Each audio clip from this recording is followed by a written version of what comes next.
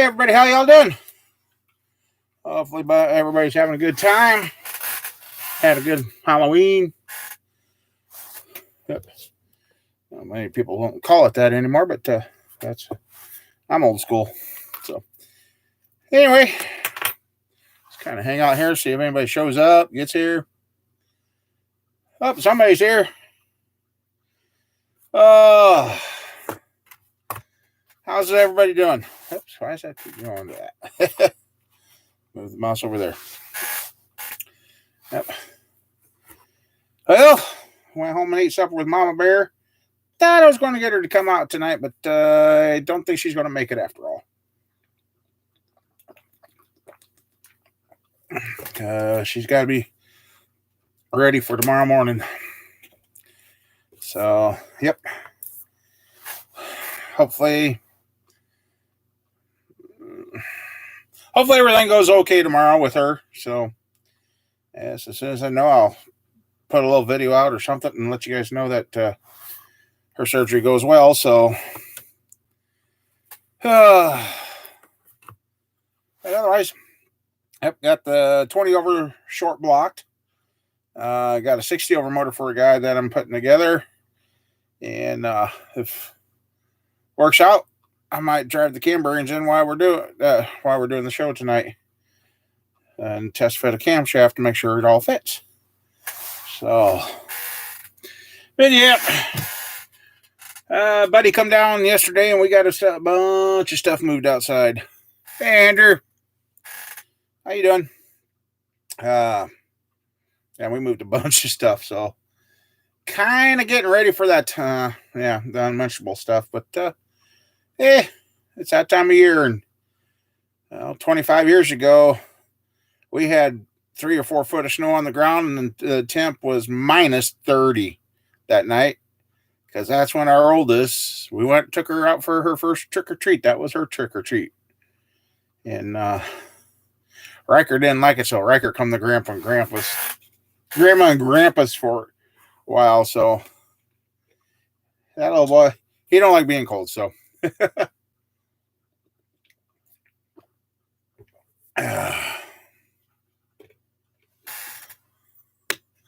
Yeah, people pop in, pop out, so yeah. And hey, you camper. I was trying to get Mama Bear out. I don't know. She may still show up. She might not. I don't know. She's got to get ready for tomorrow morning.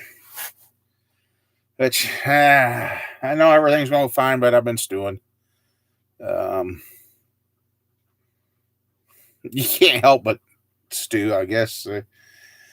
Anyway, so yep.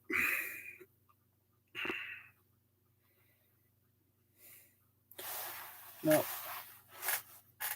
Been trying to get things done, and this week the oldest changed jobs, so I get to be babysitter of the little one here a couple of days.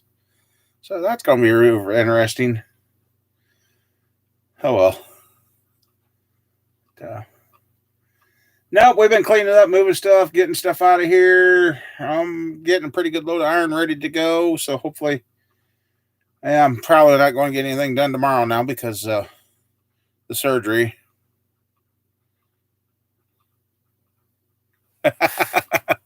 Yeah, Mike. Yeah. Still got sewer issues, unfortunately, but the stuff said it could take up to 7 days to work, so we just been nursing along, watch what we do. So if after 7 days it don't work, then I'll really panic, but oh well. Yep. Then the sad note for the week is we no longer have one of our moderators. And I've been thinking about him a lot since I found out too that he passed away. So yeah, it's last couple of days been, but you know what? Life goes on, unfortunately. Got a lot of good memories with him, going to kind of miss him because he was always picking on me about all these rust repair parts I could have used for the trucks, and everything was always for sale out around him, but never nothing around here. So, oh no, I ain't been doing no Taco Bell either. So, yeah, I guess I get to sit in the vehicle while Mama Bear's in getting her surgery. So, it's gonna be a long wait. It's gonna seem like it's gonna take forever for me, but I'll be glad when it's over and she's healed up, and I really hope this fixes her, gets her over her stomach troubles.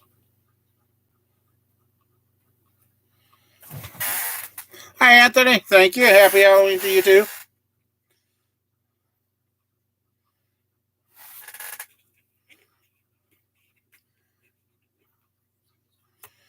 Yeah, I kind of want to mow one more time, but temperature's getting a little cold. I know I may not mow one more time. I just let it be where it is.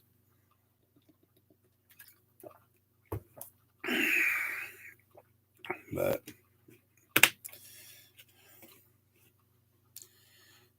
all right, Ryan. Yeah, Mike. If it doesn't fix Mama Bear, yeah, I don't want to be the doctor. She'll be on a warpath of all warpaths. Thanks, Anthony. Oh, or was that last Monday you guys had the meeting in the mines? I thought it was this Monday coming up. You're not going to have a fun Christmas, Mike. Hopefully they get everything and you get a good report. Yeah, Anthony, thanks for stopping in. I mean, hey, Rod, how you doing? We're kind of starting to get a few people in here.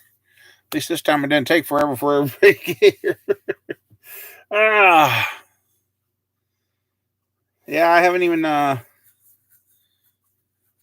be this Monday. Okay, that's what I thought you said. Like I said, I don't know.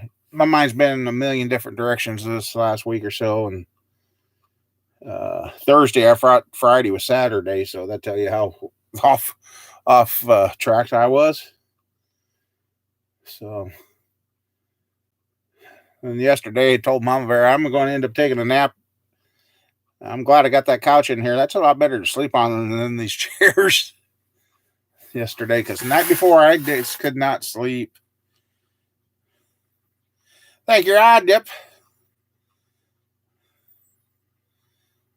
Crazy world we're in. Didn't know if I should say that, but nah, I'm old school.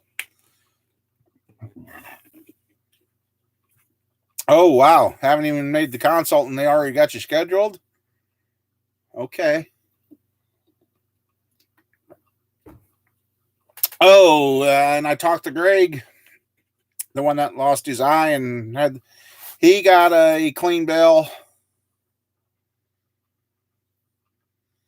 Yeah, got to take care of Mama Bear. Anyway, Greg got told him he's cancer free now. So they got all the cancers so far. So knock on wood.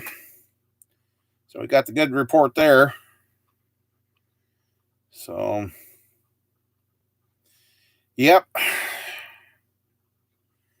And it ain't Mama Bear's first surgery. She's had plenty of them over the year.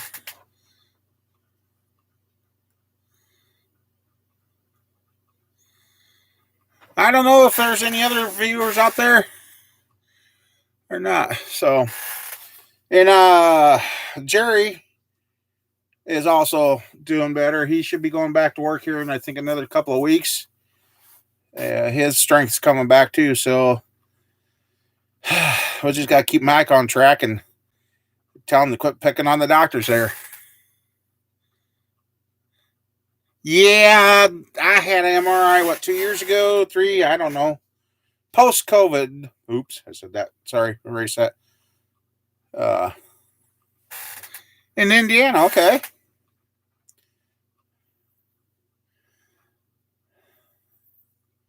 Yeah, I told Mama Bear she better behave with the doctors tomorrow. Supposed to be all laparoscopic, same day surgery, so be interesting to see what the total count is on the stones. They know there's over a dozen in there in her gallbladder, so that'll prove interesting.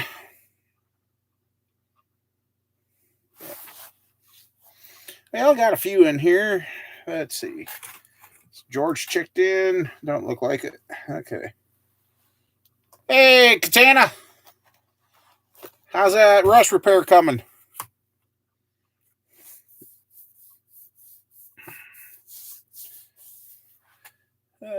We're going to move out to the shop because I got a couple of things set up that we could do tonight. Why not? Just hoping Mama Bear be here, but she's taking care of grandson and the little one.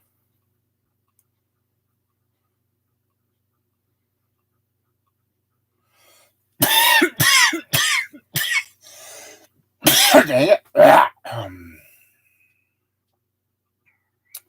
I'm fine. Let's see. Oh, you got the dreaded welder's burn. Burn. Oh, buddy. I'd rather drink turpentine and pee on a brush fire. Wow. I can't remember what they call that, but oh, God. It feels like you got sandpaper in your eyes after the welder gets done with you.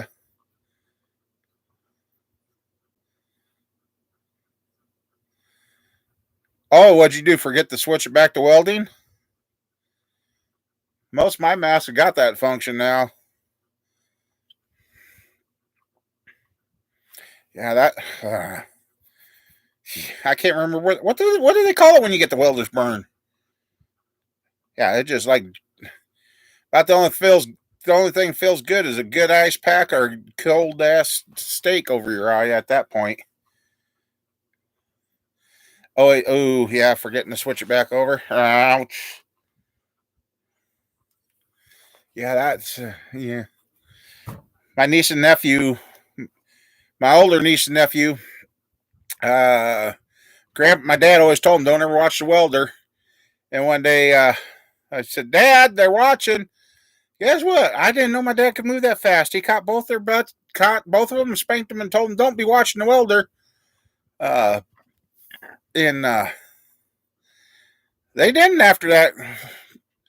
The nephew, he would find Grandpa's extra helmet and watch him. And yeah. I've got one of those 3-dimensional, the 3D lenses. That helps me see a lot. And it's just makes it so much better welding. So, okay, shut this off so I don't bump something just like I did there. Dink. Okay.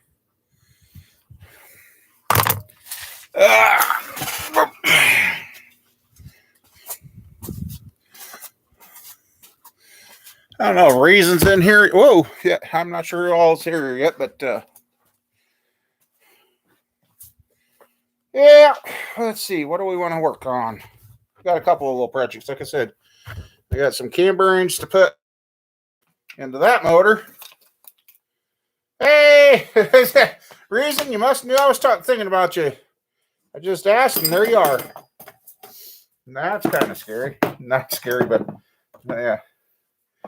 Yeah, so you got a little oil running across the table from the assembly. Okay, there. Now that's... I got cam bearings there. And let's see.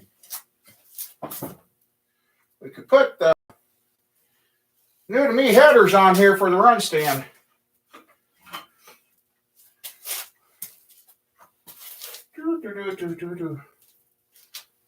That's right there. Should. Let's see if I do that. I have to move this for right now. And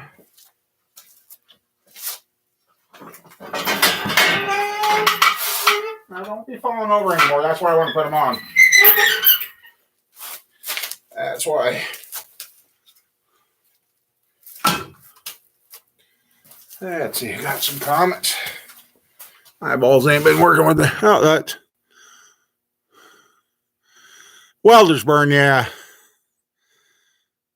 12 minutes late.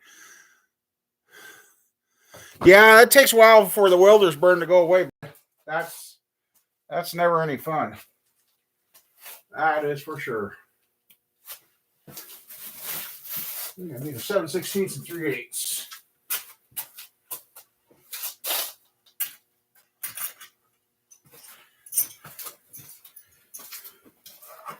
Well, let's see.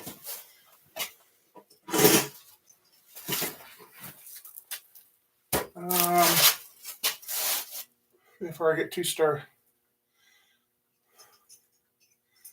where did I put those gaskets? You think you got everything laid out, and then you think of something. Oh, right here in front of my face.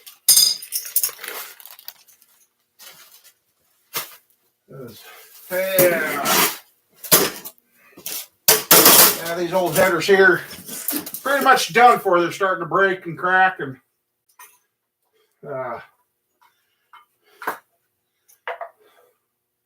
somebody else decided they didn't like what I had, so let's see. I'll bring this up on the phone so I can see the comments since I'm across the shop. Go ahead and mute that. Yeah, get past the ad. Come on. Hey, skip ad.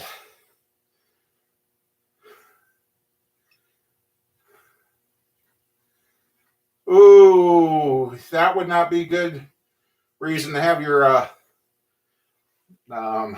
ouch. That would be rather painful. So yeah, I'll try and keep an eye on the comments as they come up. Find a place to set the phone. That doesn't fall. Oh, turn the volume.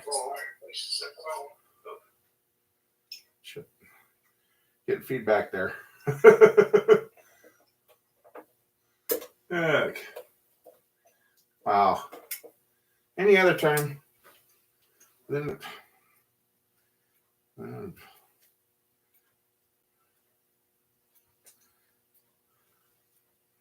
oh, this stupid phone. Anyway. Yeah, so we're gonna change these out.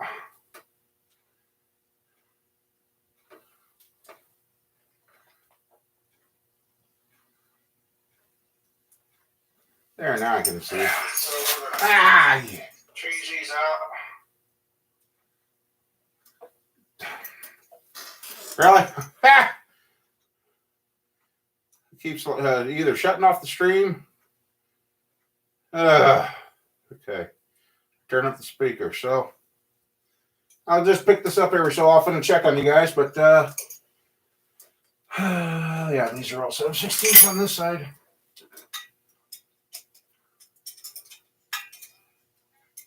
I haven't even ran this since that one night we did.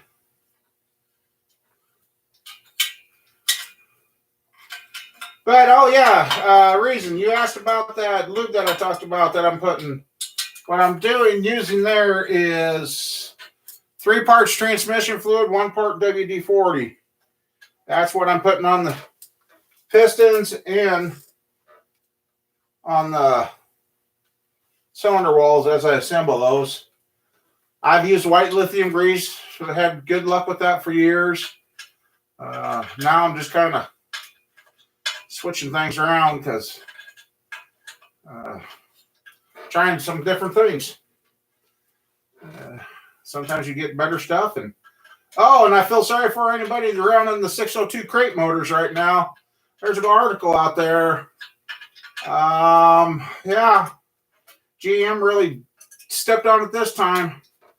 They forgot to put drain back holes and too tight of clearances, and they're blowing the motors up on the dyno before they get them done, and some of them have got out. They wanted a 2050 weight oil run in them, and they're finding out they do that, they burn up. So yeah, the 602 crates, have fun with those.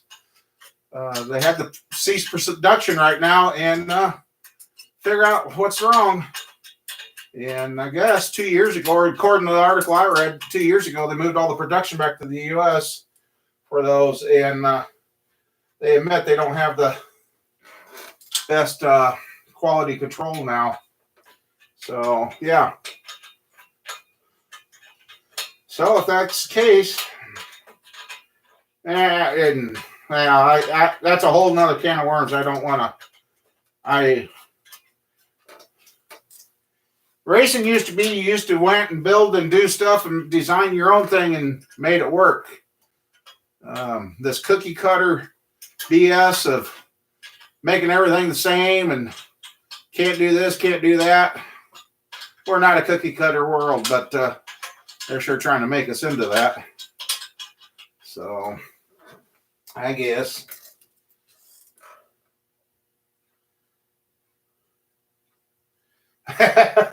Yeah, they fessed up in the article that I read and said the quality control and the craftsmanship was better across the border. So look it up. Punching 602 crate motor problems, or how did I find that? Somebody shared a link to me, which I couldn't open, and then I had to go search it out. And yep, that was an interesting read. So then they went from like a $3,600 motor to over $5,000 because they started putting. And the one comment that caught me off guard is they said the size difference between a cast crank and a steel crank. Last I knew, they should be the same size. There shouldn't be a difference. So yeah, GM really dropped the ball. I just tell you. So I just kind of sit back and laugh. But the days I wish things would go back to where, like when Earnhardt was racing, he figured out that little 334 or 331 or 334 motor that would work with the restrictor plates and kick their butts with it. And that's racing, man. Boy, I'd feel sorry for Smokey Yunick if he would have tried racing nowadays with all this crap they got. So,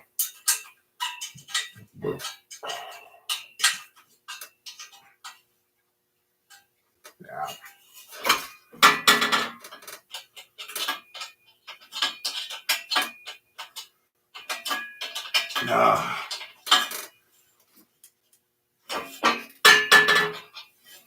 Hopefully these new headers fit better than these did.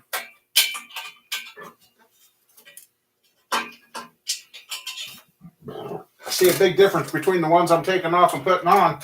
The flange, I'll show you if I don't forget, is a lot thicker where it holds the gasket, so hopefully these gaskets will last. I'd fall on the floor too.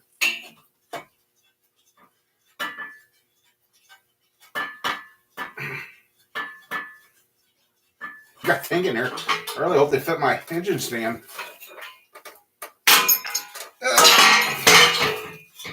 Over there, clunker. So.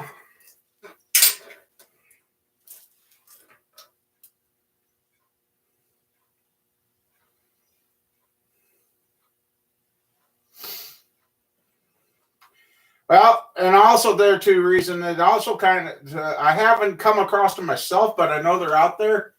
There are some that require you to use WD-40 on the cylinders to set the rings. So it's kind of one of those things. Check what your manufacturer of your rings and that suggests and go with that. So get this old silicone off here.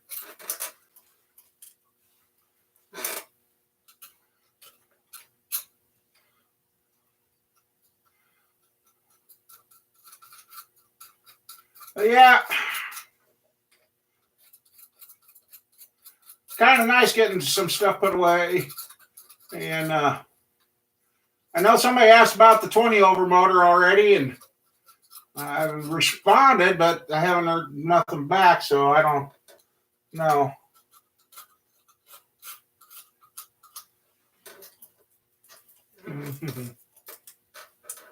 Oh, it's over there.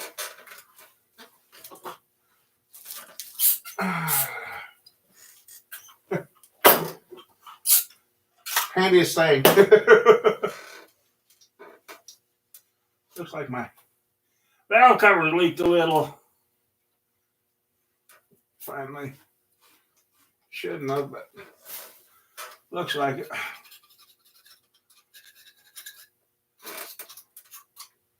Yeah, I haven't even finished putting the water pump and all. Oh, huh. Well, I got the water. Yeah, the water pump's on this one.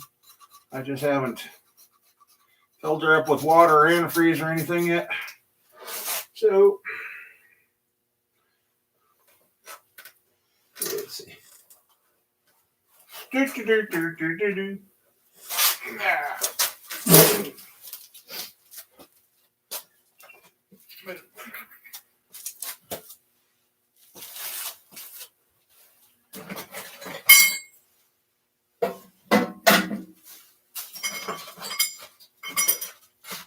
I know I put that stuff here.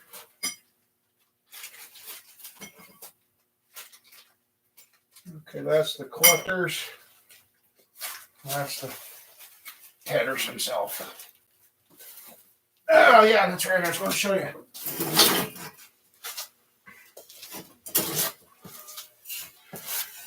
This set of headers got a really thick flange right there. That should make the gasket hold a lot better. And they're welded on the inside and out there. Not a bad looking header. So, gasket here. Bolts are right there.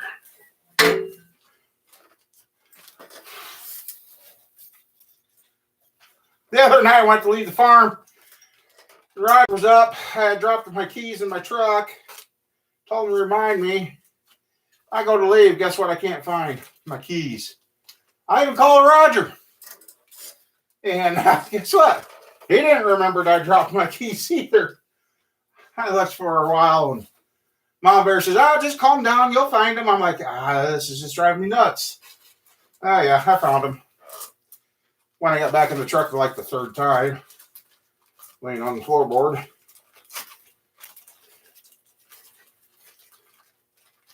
Huh. That's interesting. Okay, well, I guess they're the same length bolts as what I took out for the ones that had the thinner flange. So, I guess now this all fits. Put this here. Yeah, so we're extra set of hands been handy.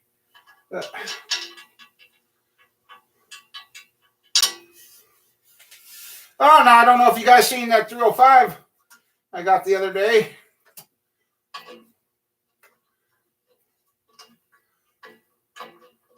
Got a hell of a nice looking crank. Been talking about Jasper motors, and somebody finds me one. Well, so far the fit on these headers look a lot better. Oh, that's the main difference on this one. He's got 3/8 headed bolts instead of the 7/16. And actually, it looks like I can get to the bolts easier than that set I just took off. Oh, yeah. These fit a lot better.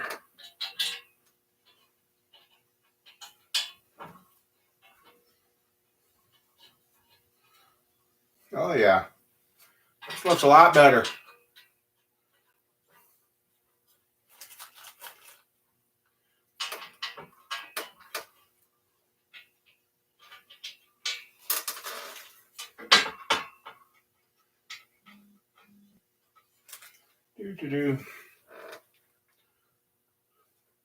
They were a Jags header that got sent to me. They're for Monte Carlo. Yep, these are Jags.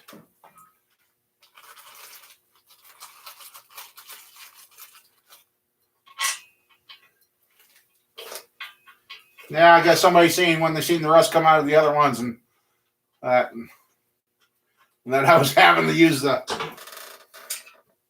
3/8. Where did I lay that? Oh, right here. Use the red RTV on them. They didn't like that, so far I'm liking this. Actually, I think I got more room to get to the sparkly wires than that now too.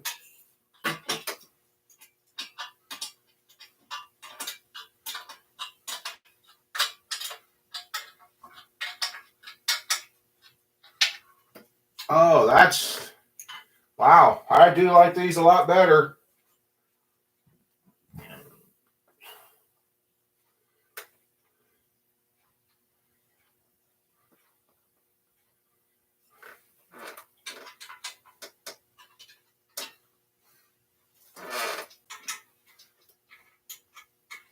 So yeah, Mom, Squirrel did not get an answer on her ultrasound from the other day. I think she's got another cyst again. So hopefully that's not the case, but wow, I'm really liking the fit of these.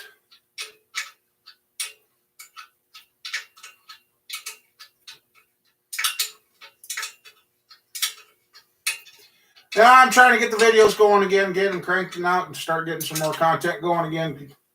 Trying to get the YouTube back to being worth doing again. Okay. Whoo! Just clears my engine stand. So these headers are just a hair different shape than the ones we're taking off.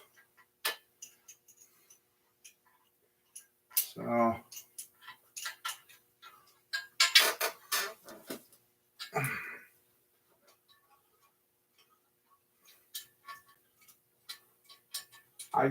these are really impressing me here.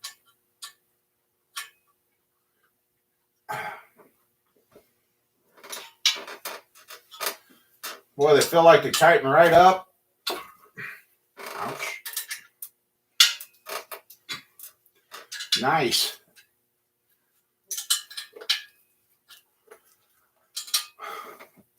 There. That's.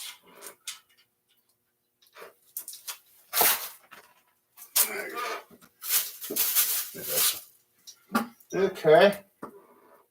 There's that side down.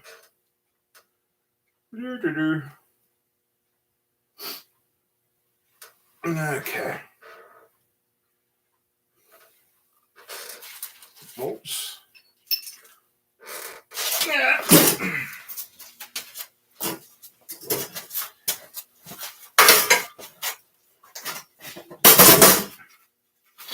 Get repositioned here.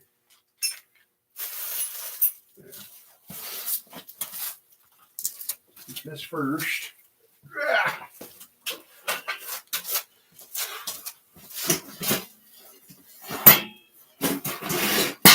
Stay there.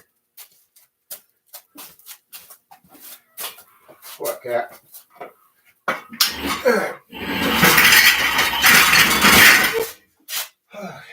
Let's see. Gotta find number one because 1, 3, 6. Yep. What I thought.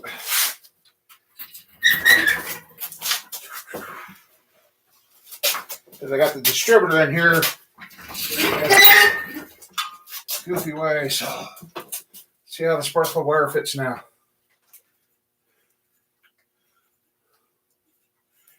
Eh.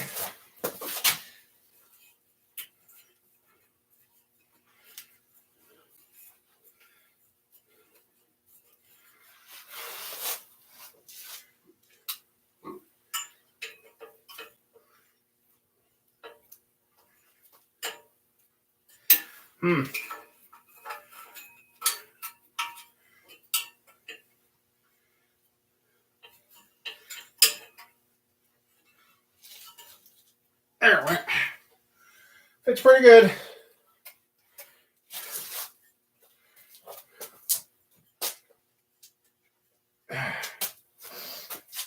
Okay.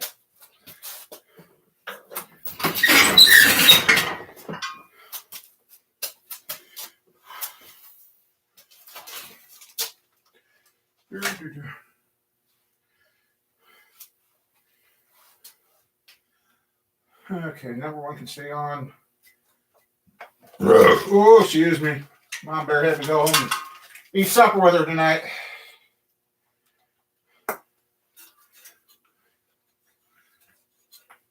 I'm here mad right about now. He would have been saying, you know, those plug wires should go down lower. Well, they might be able to now.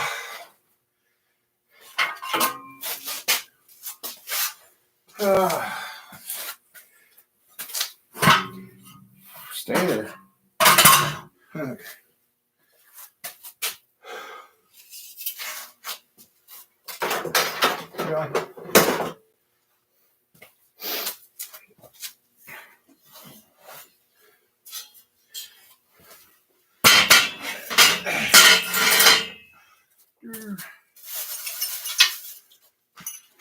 Let's see.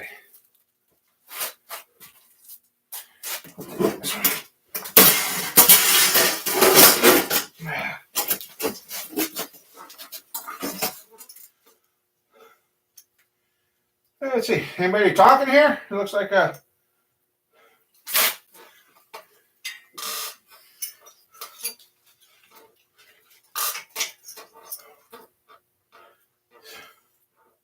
That's one second.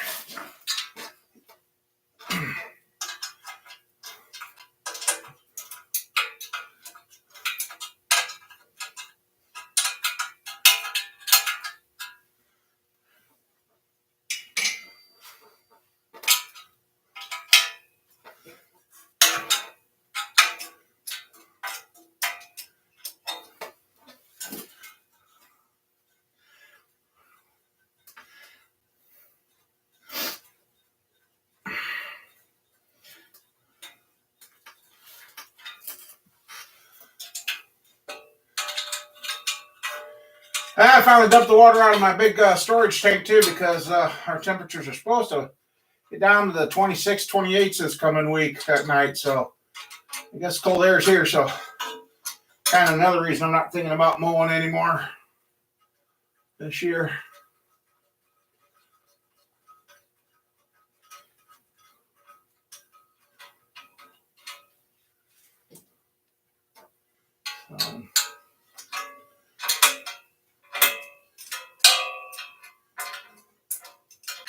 Yeah, if you're interested in any motors or anything or any parts I've got, email me and please.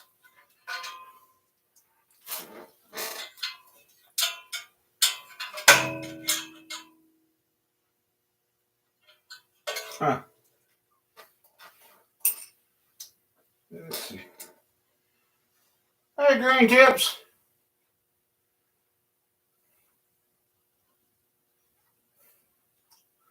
I either use the A-Sail or the AC Delcos. I got 44 R35. Yeah, R4 435 4 chambers. I can't talk. 435s and that's 43.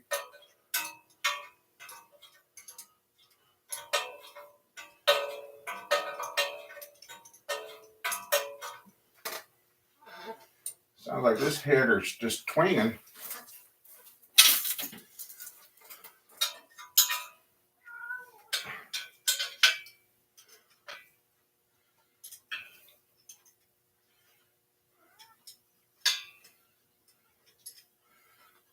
Now, it took me a couple of days to get everything found again because I haven't really put stuff away where it was supposed to.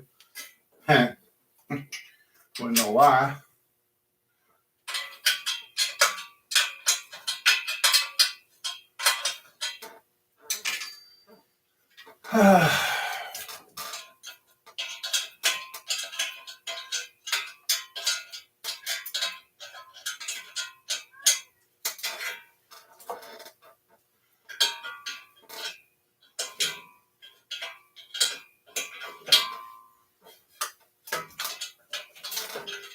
Yeah, I can tell I already like these new headers over this because this one bolt here I'm fighting. I think you got to do it on both sides.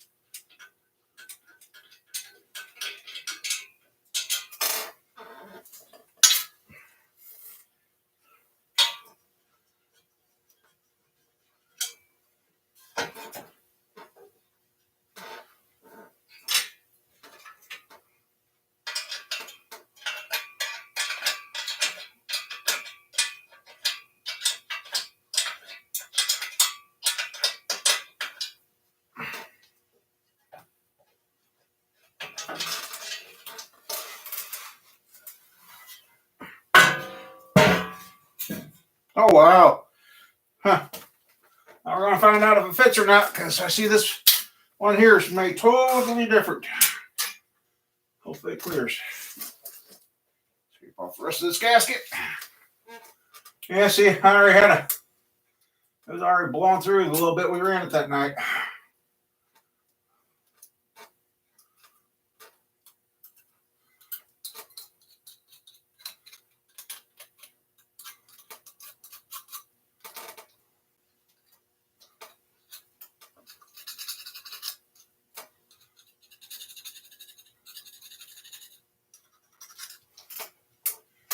Okay.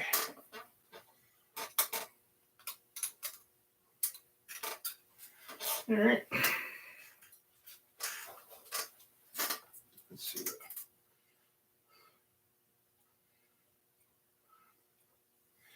Well, actually, he got off the couch. I started messing with this motor. He must have thought we were going to start it, so he's off doing his thing.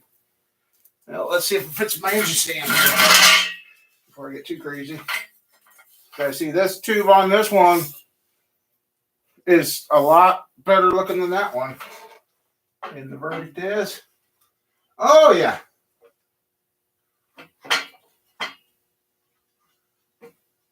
Okay, or maybe.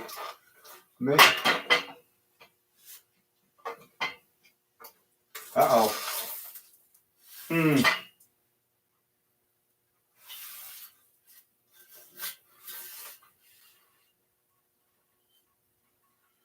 Ah. Huh. The other one I didn't have that problem. Okay, well. This one's got a little bitty rock to it, but when we crank her down tight, that ain't gonna be a problem.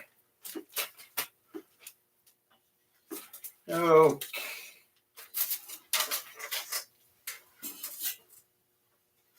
Oh, there they are. I was like, where to put the new bolts?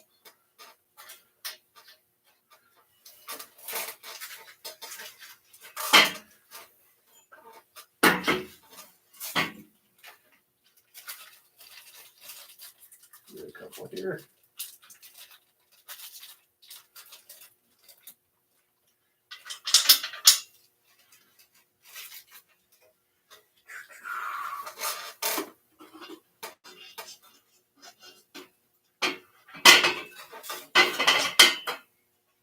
There's some metal in these, I'll tell you that. They are not a light header by any means. But they're, because the cat for some reason likes chewing on plastic anymore.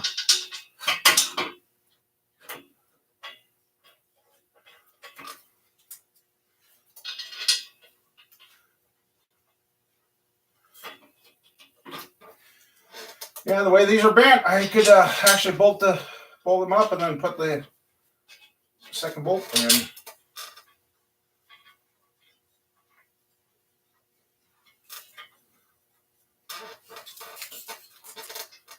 And just got enough room to clear the temp sending unit, so I ran in that on the Camaro. That set of headers there didn't clear too well.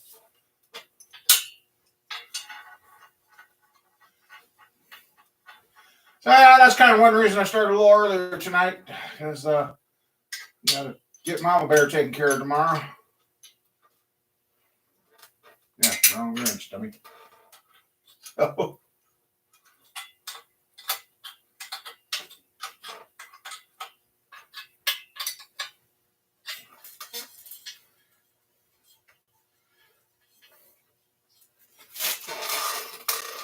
Yep, they clear stock motor mounts if that's what you're using. So I'm liking these. Like I said, the guy got these for me from Jake, so.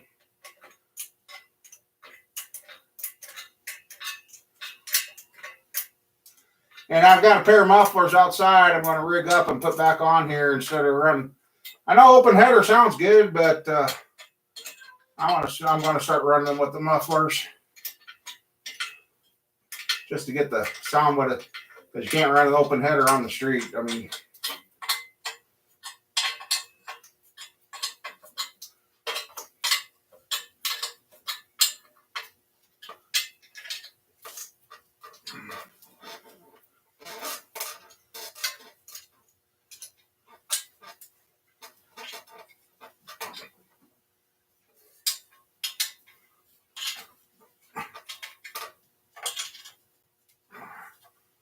you can, no, not quite.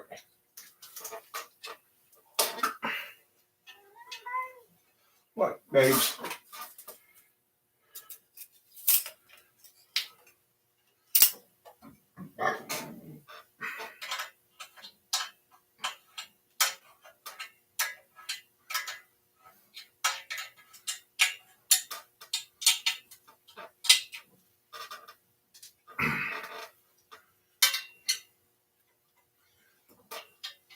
Might be a candidate for a set of those fancy header bolts that got the clip that you put on to hold it in place after you get them tight.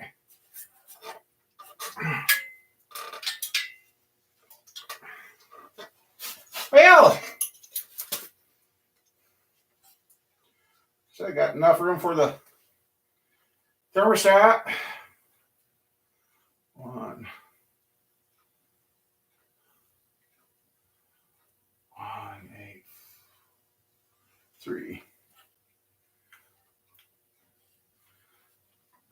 Okay.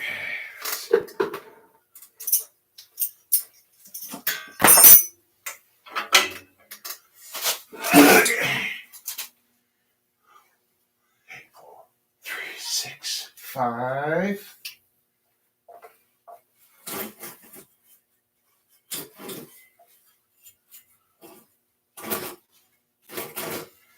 5. And the number.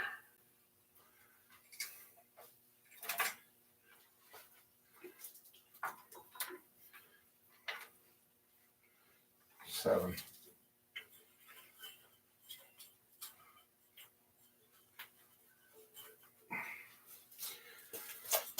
Okay, well, there. That's on.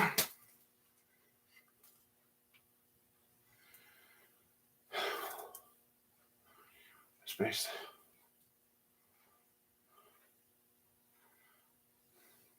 Yeah, that's true there, Reason.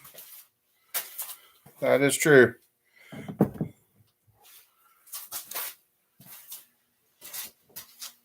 Well, there's one project down.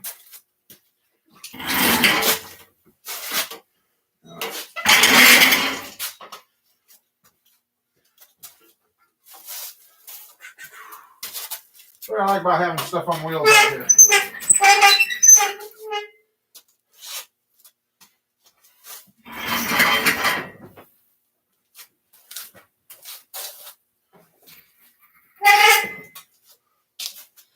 There.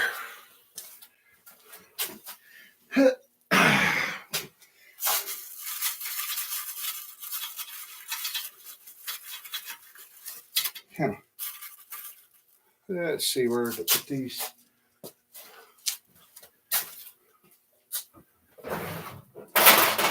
Right there will work.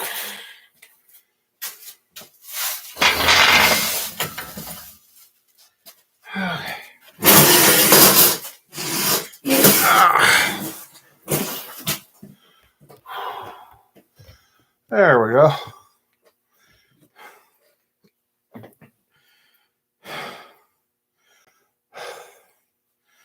Let's see, what do I got? No.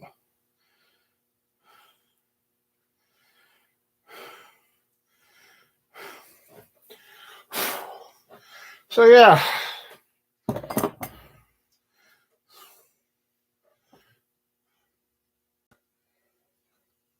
you're fine, Mike. Nothing to be sorry for.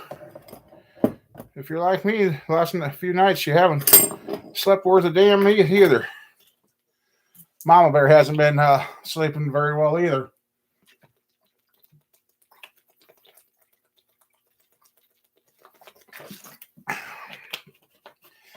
I don't know what's going on with our gas station. They kind of backed off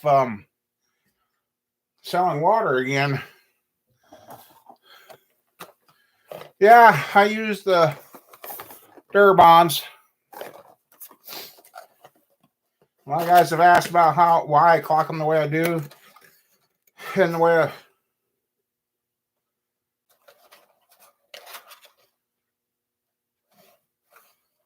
what in the hell?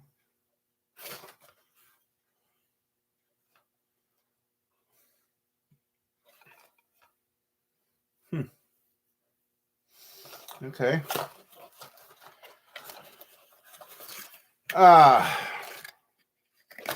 Everybody always asks why I clock them when they're upside down in the block.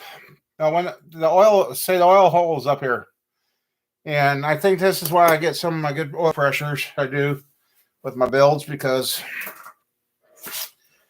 the oil hole, if you put it straight up, the oil feeds in these small blocks, in the GM production blocks, feeds from the top down to the mains. So if you line this up to where the oil comes in right away and hit here, well, when I position them so they're off to the side, so as the oil comes down and goes around the bearing heading to the main, the oil hits it here, and with the cam rotation, it grabs it and pulls it around the cam. My problem is with the guys that are not willing to take the time to do it that way. They just want to look down through the hole and have a visual inspection that they got it lined up at the hole. Well, think about it. Gravity pulls down on everything. You have that oil go down all the way around your cam bearing, come down to here. Oil don't flow backwards. And another thing is, you don't get any oil pressure to that hole to put oil in there until the hole in the crankshaft blocks off for that millisecond to push enough oil up there. If you position your cam bearing so when the oil comes down around, it's getting a pressurized oil here on it, feeding the camshaft, versus trying to push it up against gravity. So that's why. So when the block's upside down, that would be the 7 o'clock position on the 3 center mains and 2 o'clock position on the front and rear, or 5 o'clock on the front and rear. Yeah. When the block's upside down, the front and rear cam bearing are at the 5 o'clock position, and the center 3 are at the 7 o'clock position. So when they're upright, it'll be at 2 and 11. This is the positions. So,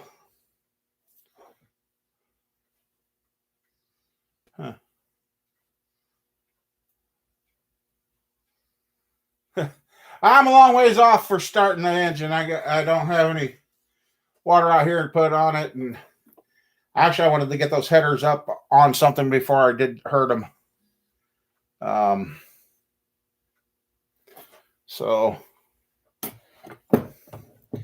But where did I set that? Okay, verify these are in order now. And on the box, if you ever get a set of cam bearings without these numbers right here, you're going to be foobarred, because they don't all go. Because the one with 2 bearing, that's obvious. That goes in the front of the motor. So then number 2, it should be a 4-2 according to this set. 4-2. Number 3's 4-3, and it is. And number 4 is a 4-3, and it is. And number 5, 4-2. And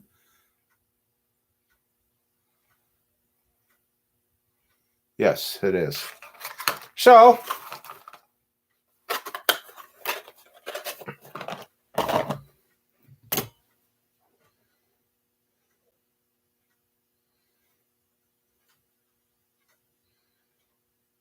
right, yeah, that's about where I try to get them. And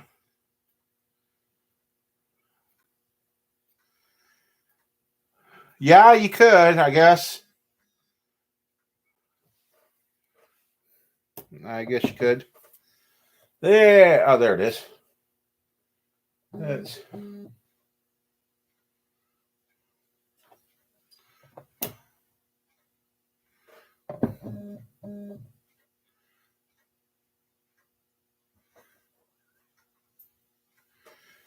Anyway, let's see.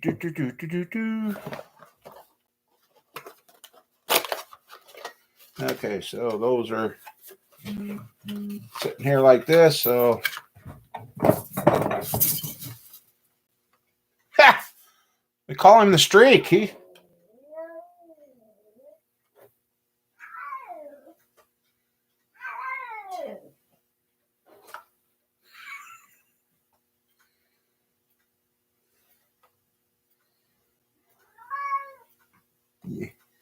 You feeling okay, cat? No? Okay.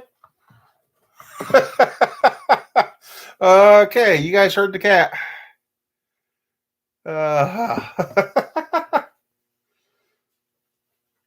Crazy cat. Let's see.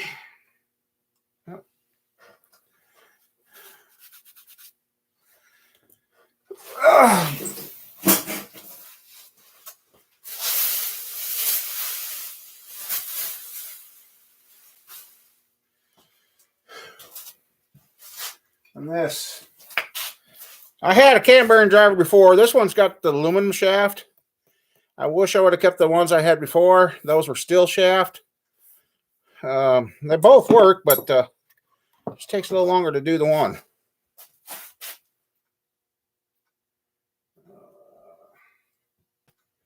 Yeah, that's. Wait a second here.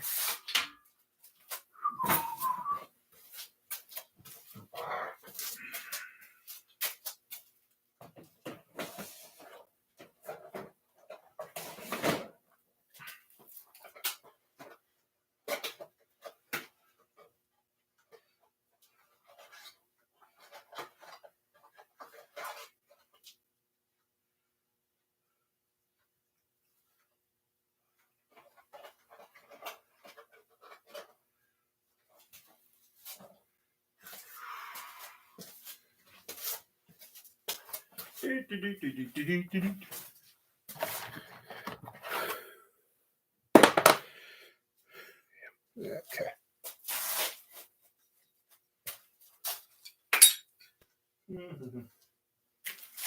Let's see. Since I'm right-handed, you guys don't want to look at my backside. Okay. Motor. Right here. Okay, now you guys can see me.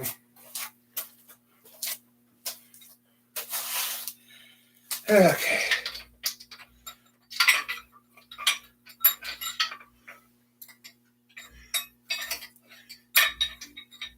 And since my cam bearing driver is split in the fourths,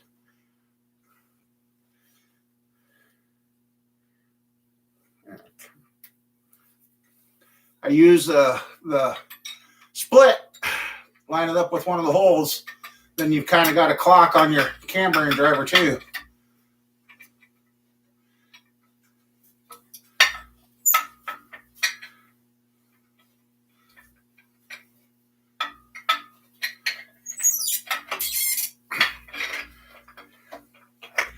So there's 12 o'clock, 3 o'clock, 5 o'clock. Upside down.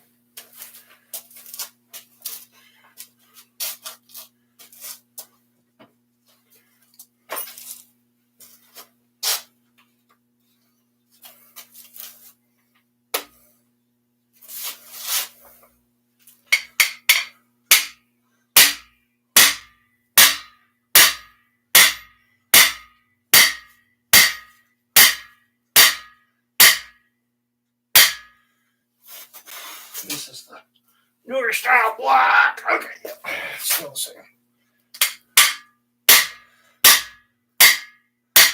And did we get it the first time, or do I gotta adjust it?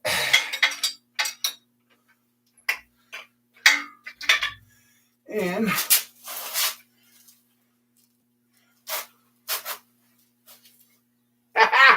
first try.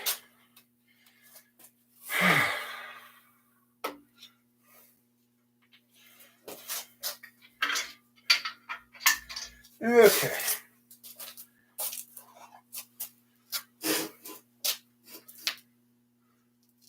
Hey, Captain Jerk, how you doing?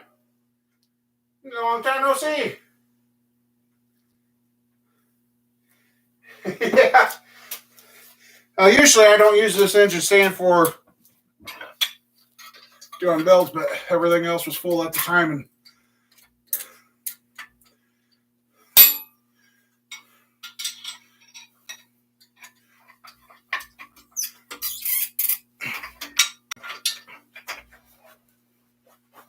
okay, 12, 9, about 7. Yep, it didn't hold it. Oh, right here it is. Okay, recheck this one. 9, up 12, 9, 7.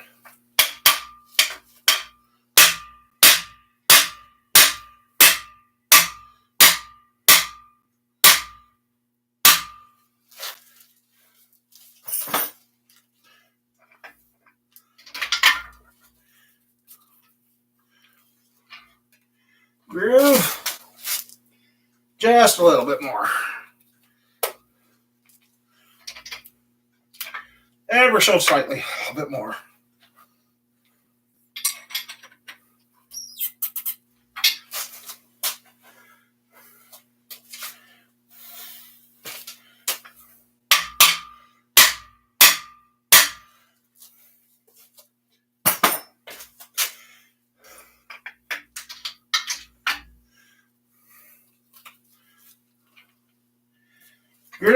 Groove. Cool.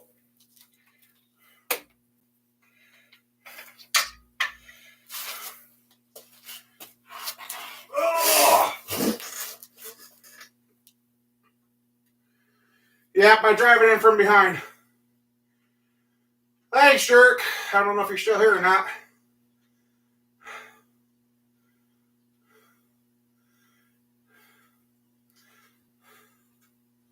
Let's see. Yeah, I drive number 1 in from the back, so number 3, make sure I'm going in the right direction.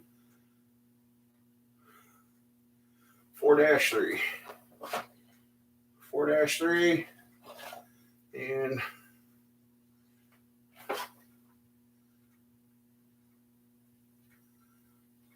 4-2. Yep. Okay.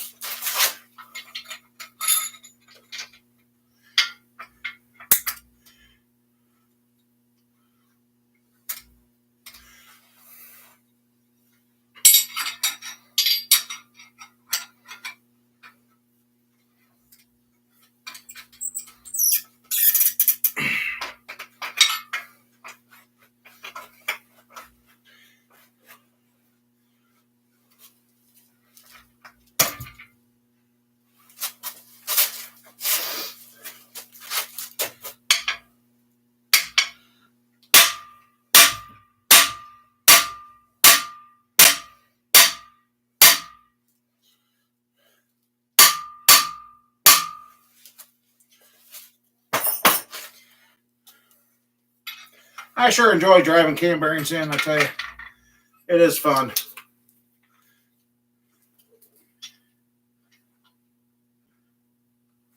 Just a little itty. These newer blocks, they're okay. It just sometimes you get into The older blocks, I pretty much got those nailed. But for some reason, these new blocks, sometimes I got to just give it a little bit more.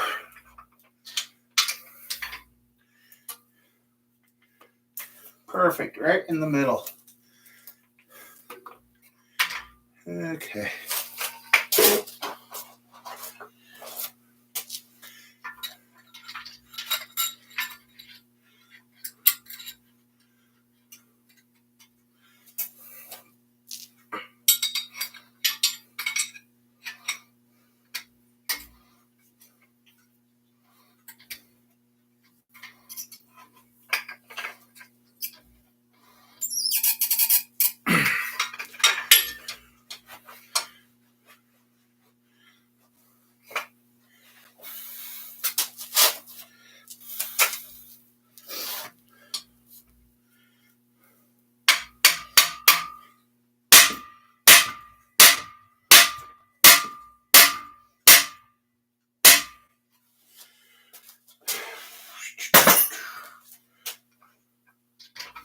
And did I get this one? Looks like it. All right. Got that one.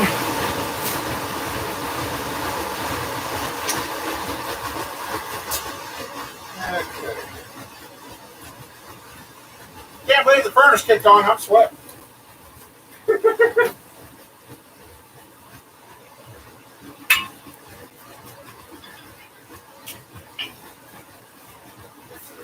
Let's see.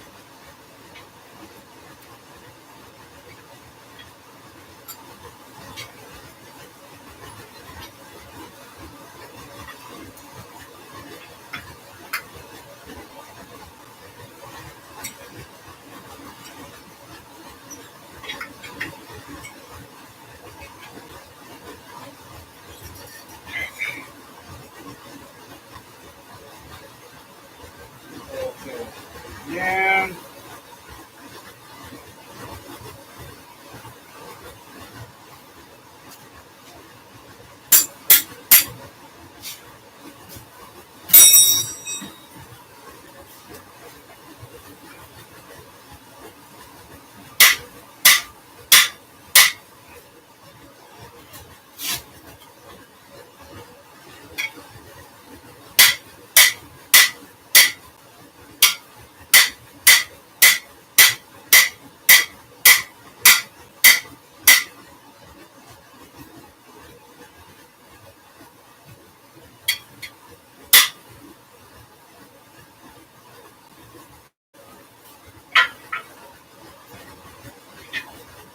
And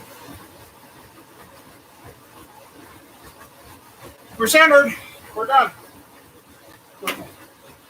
Cam bearings. Well, I'll find the camshaft and we'll fit it.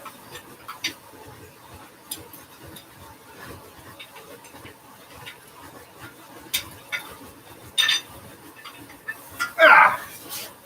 Woo! Oh! I gotta sit down for a minute.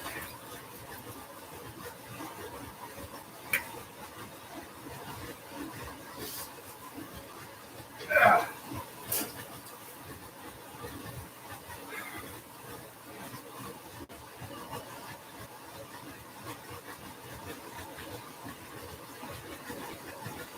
No, I don't have it.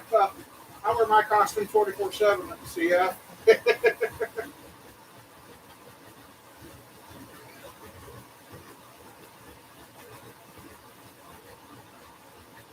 Right there. Clean off that. Ugh.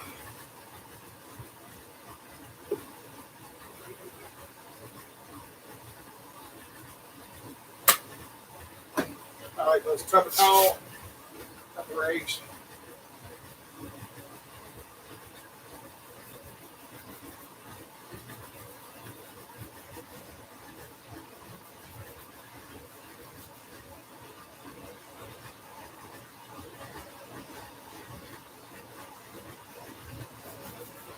Yeah, I've put in a few bearings over the years. Ugh.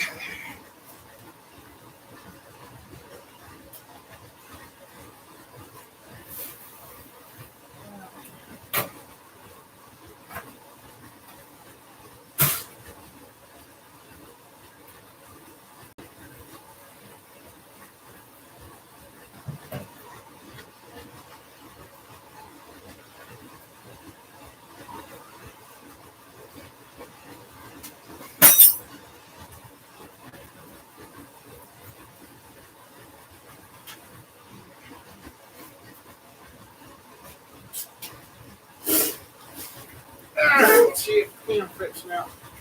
Should fit just fine.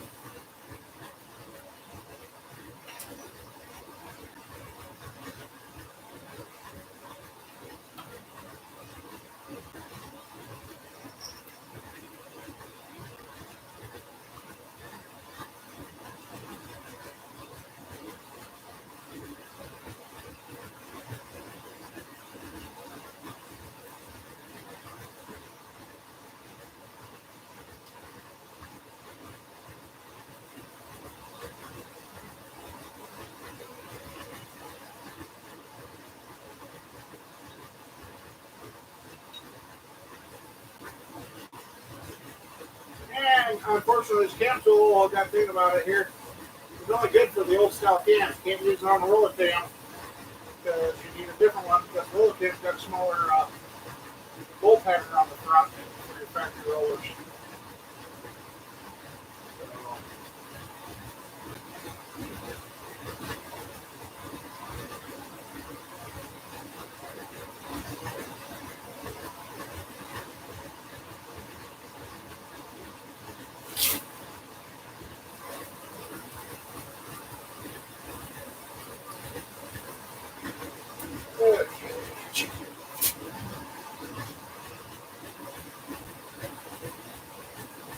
Hey, old man, how you doing?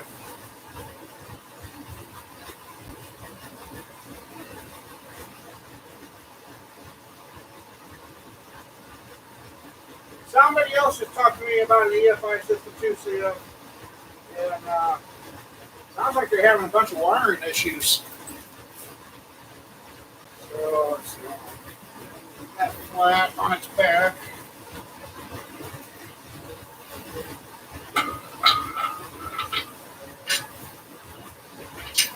Okay, there's that. We'll shut that off.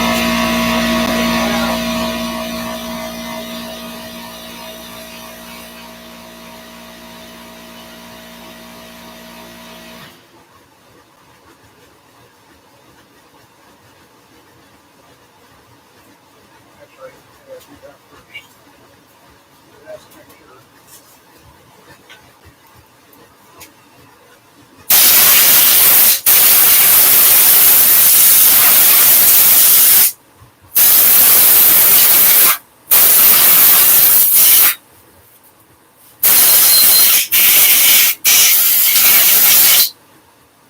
Remember to blow that out before you put your galley plugs and that in. Wait, if you got any shavings in there, you got to blow it out of the block. Okay, there's.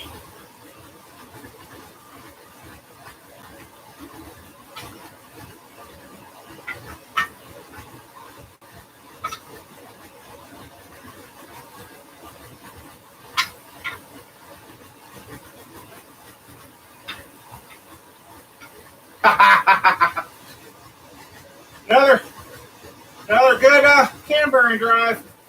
Cam spins free. Good. We are good. Woo! There you guys go.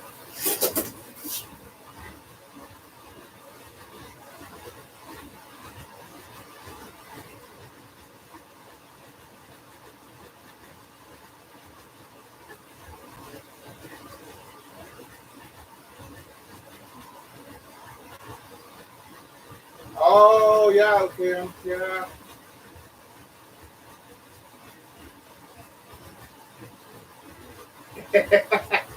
Yep, Max awake now. He's picking on me. Oh, come on first. Woo! I gotta get some air moving.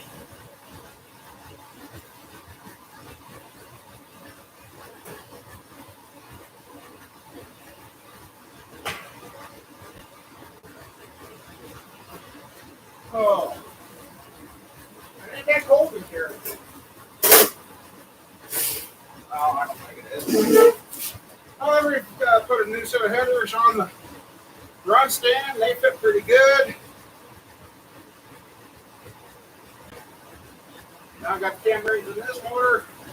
I gotta get a crank polished. Oh, God, there we go. We gotta get it. Yeah, I already said. Anyway, I gotta take care of the crank for this motor. And we get to assemble it.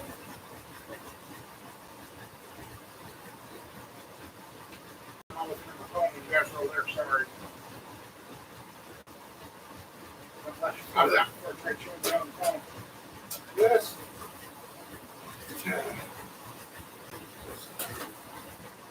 Bring you guys back over here. Get you away from that noisy furnace. See those? Those look pretty good on there. Happy with the fitment.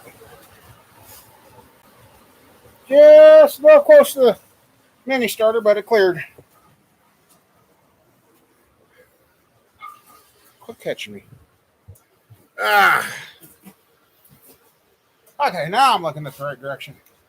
There's what's going under this 60 over.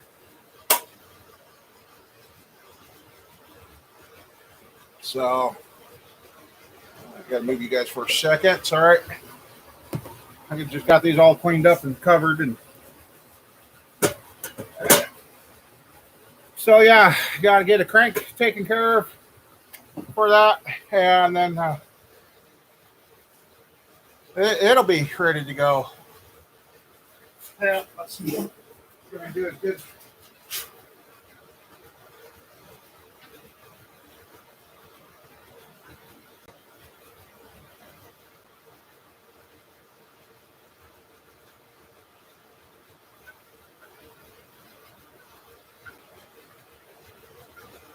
The only downfall about fitting the camshaft,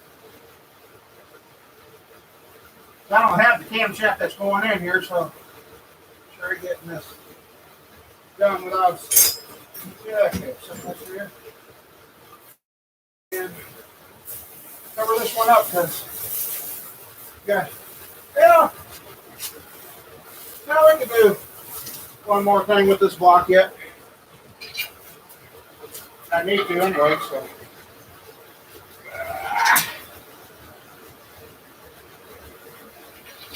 Yeah. Get you back over here.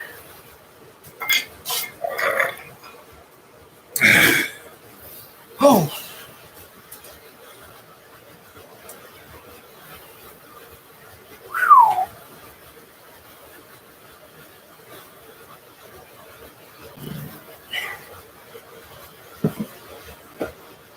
It's fit the ring time. And top groove. Yep. So that's the ones I want first. And there's no paper. Let's see. Oh, there's the dot. Make sure all these match. The box is open, so I want to make sure they match.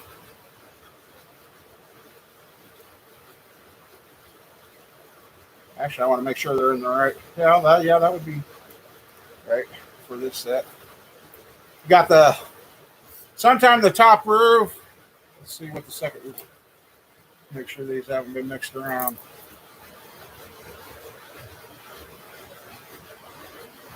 Well, no, that still ain't right.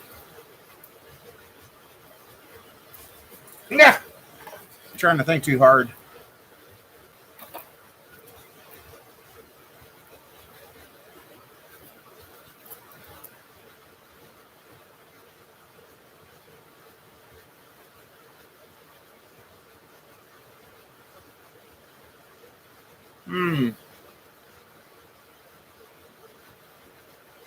Okay.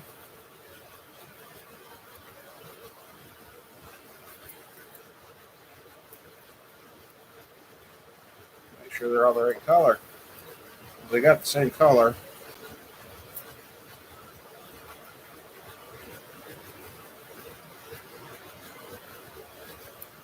Oh, this is nice. I think the being open, I don't.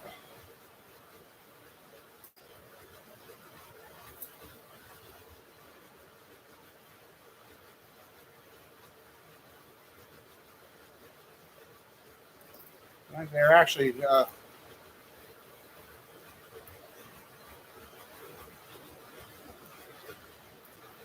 Huh.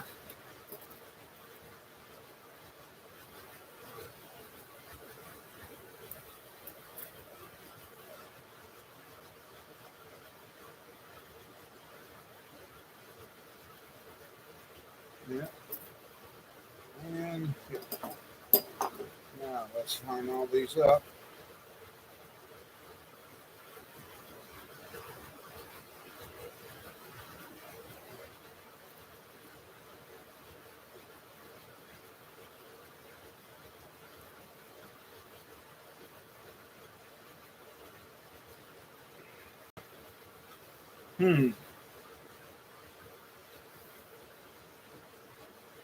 Okay, put them with the dot up. Yeah, that's a beveled edge, not a very big beveled edge.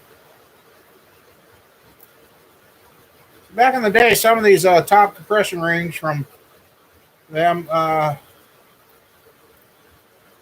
beveled up to help push the ring out. Because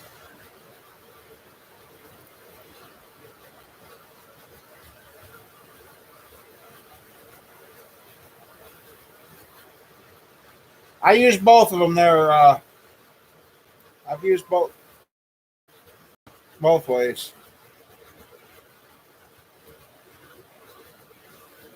Huh.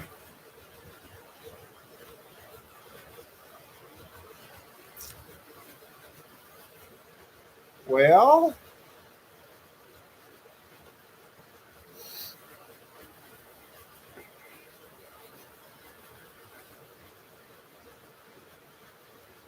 I'm not 100% sure somebody put these back in the box correctly. Other than these, those are a given.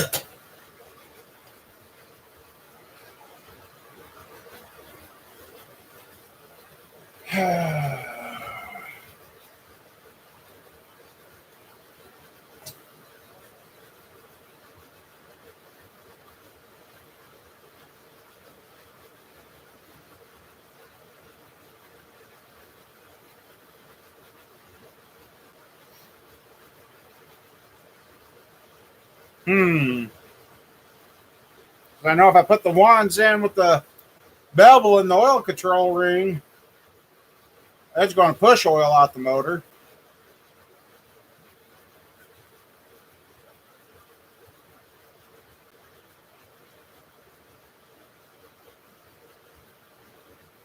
So yeah, that's so okay. These. Oh man, I got this. They've all got dots on them. I got a light blue and a dark blue. And if all the dots go up, which and that kind of makes sense with this oil control ring, there's a as it goes down, it'll push the ring out because there is a slight bevel But this one here, if this is truly the top ring, which, like I said, the compression, it might be trying to use the compression to keep the ring tight.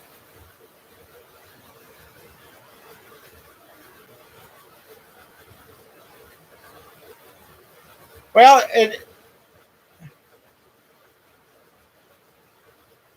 well, that's, I know you're not going to see it on camera, but there is just an ever slight, it's not square cut. There is, oh, there you go. You can see just a slight bevel there. And if I put the dot up, then that bevel would be down to, as the ring goes down, the oil gets in there and pushes it down and scrape it. But this top ring, if this is the correct compression ring, that thing got a major bevel on it. See? Well, it depends on what the motor's going for. Stock, everyday driving, between 15 and 20,000 end gap. And then anything after that, there's a factor that you can take times the bore to figure out what it is.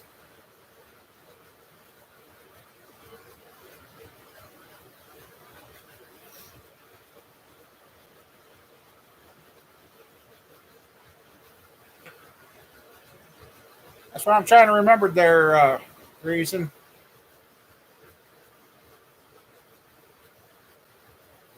Well, you want the ring to stay seated. So you want that, if there's compression going down, the reason for the bevel is it goes down and pushes it out.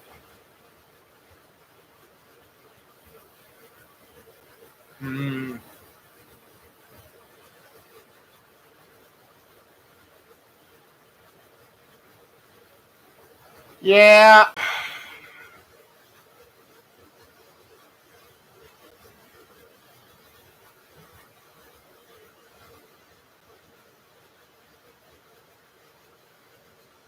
Yeah. Well, like I said, it depends on what doing with the motors, what they set the gaps for. As the 20 overs borderline going, let's see.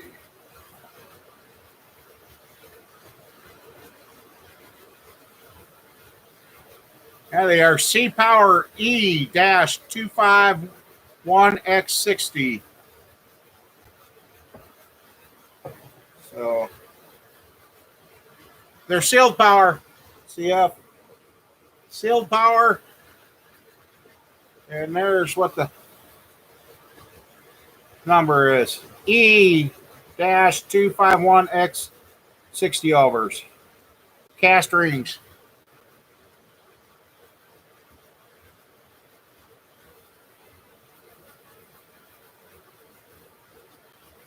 So, set that down there.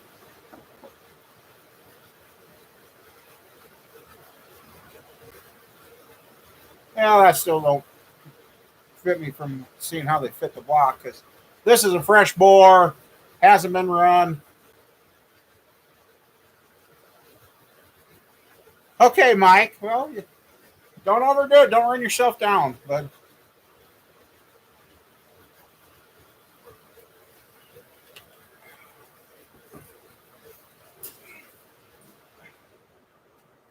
thank you, Furnace.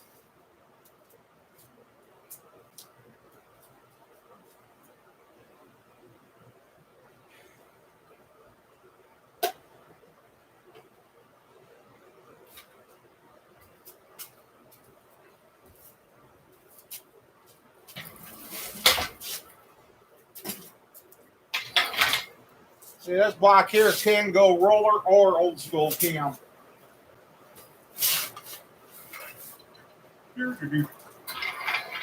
And there's so many ways of squaring a piston ring and all that. You use the piston with a ring in it, or you could use a gauge and all this. There's a million ways to go with it. I've got this piston ring squaring tool, and just for figure out which way the rings go for sure. It ain't going to hurt the... Looks like we're about 20 already on a fresh bore. Yeah, I got some small feeler gauges here. Yeah. Let's see. Number 20. Yeah, right at 20 on that one. I found out that I kind of like doing this, stacking the rings in the block with the cylinders that I fit them to. And then it's just a matter of pulling the piston out. And oh, they look pretty consistent so far.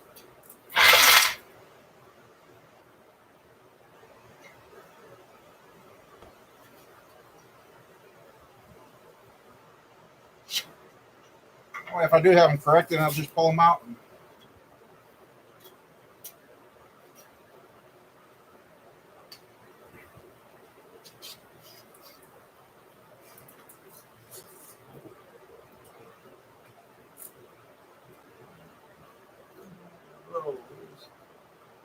Okay, let's see.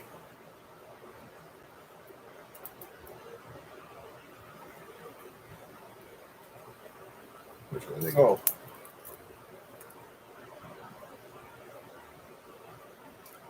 Oh, there's two of them stuck together here.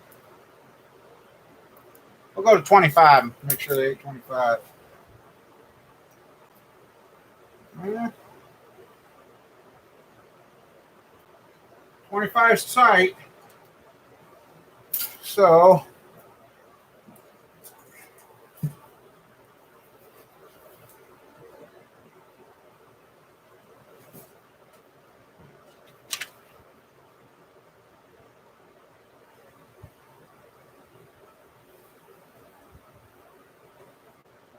yeah, it is a little loose. Well, this book goes 1979. This is a later block. They said 20 for the maximum for the top, and we're at 25. So I guess this motor will be a little loose for abuse.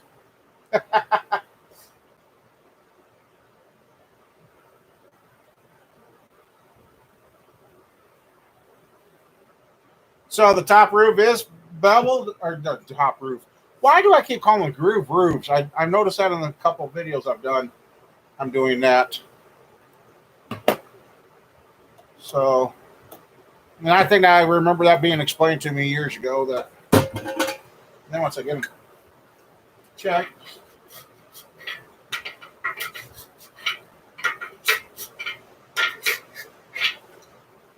Okay. Let's see how the second ring does.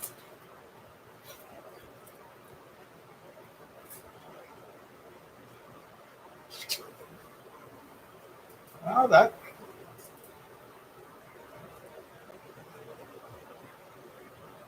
I don't know. I'm kind of wondering. Now that don't make sense because that second ring, if that was that way, push oil instead of pull the oil back into the cylinder.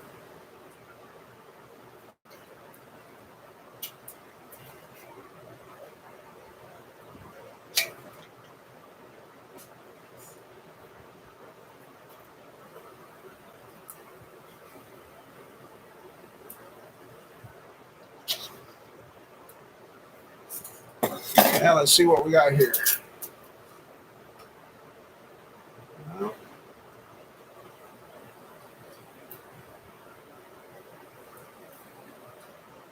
Okay, we're under 25, so we're 21.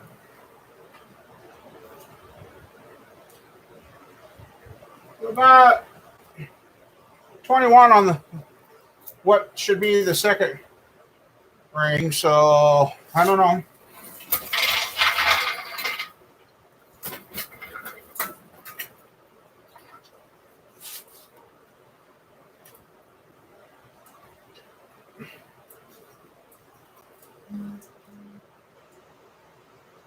Okay, California Senate Venture.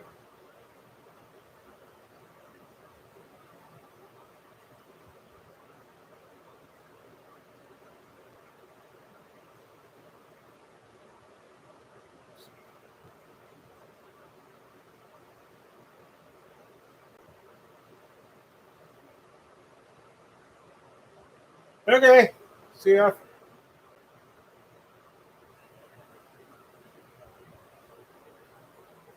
I gotta find.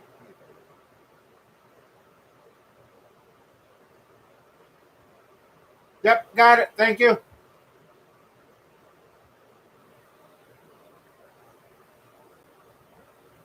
Okay, well then, we're correct then.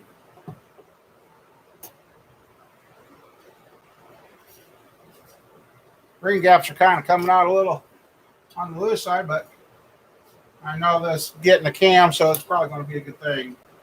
Well, they all get a cam, but this one's not getting a stock cam as far as I know. Come on.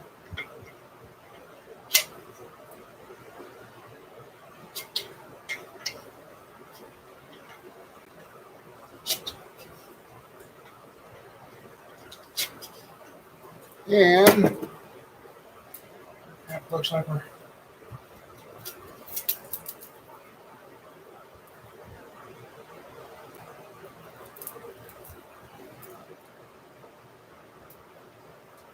Yep. Rangers staying consistent anyway.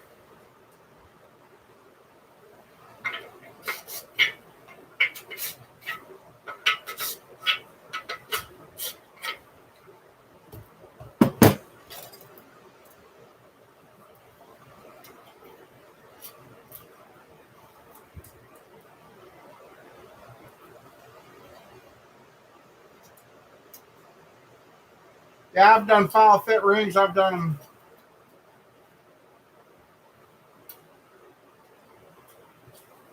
I haven't done the total seal gapless yet. Those I haven't done.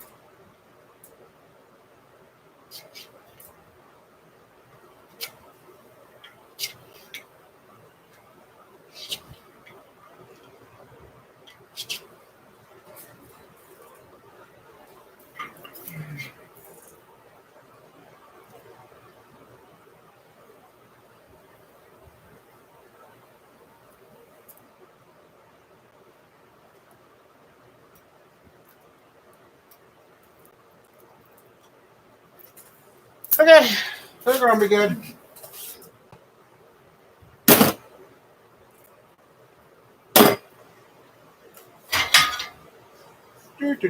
We're going to move you guys here. And only got 9 watching, huh? Oh, well. Let's see.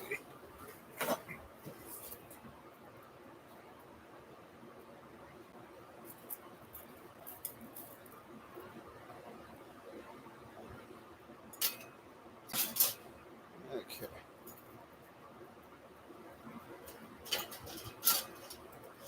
Oops, I don't want to do that. I want this.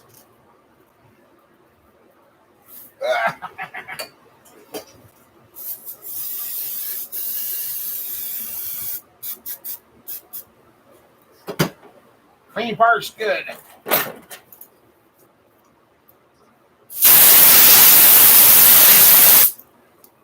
Just want to make sure they're clean. As I enjoy these piston racks here a lot.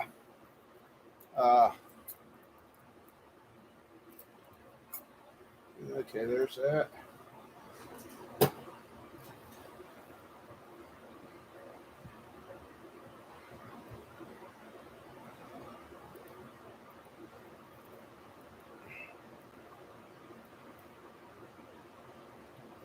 Breaking these apart.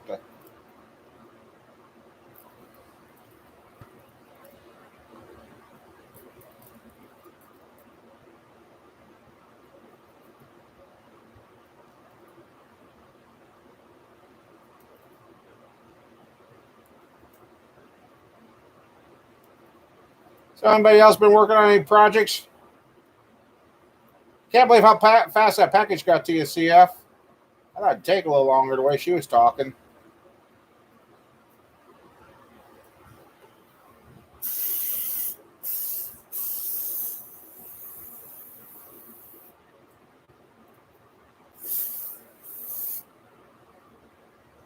Good thing Mama Bear ain't here. She can't stand the smell of this stuff.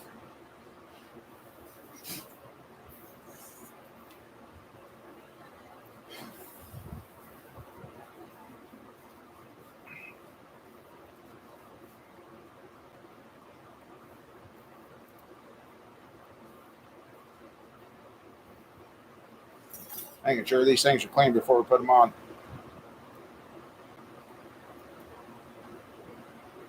It's cool, CF.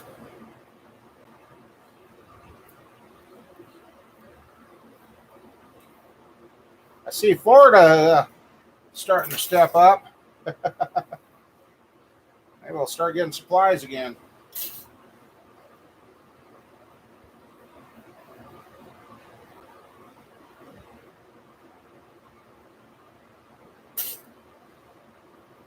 And now,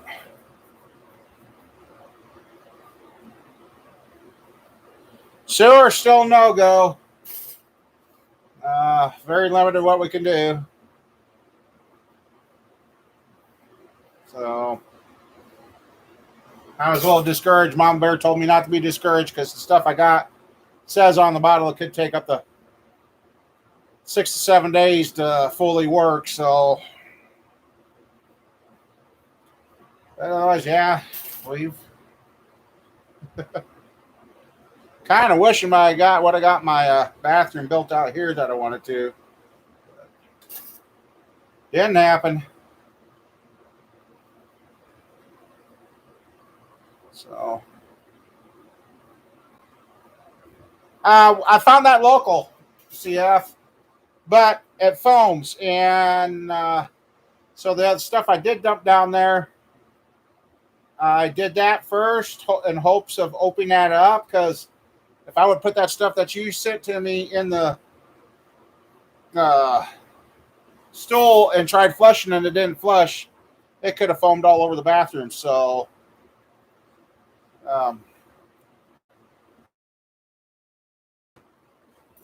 yes, it does, Mike. Yes, it does.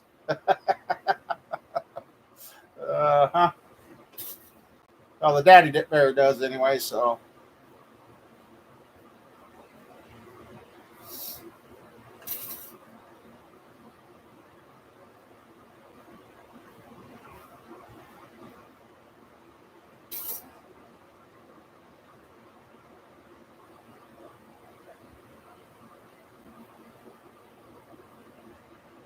So, yeah.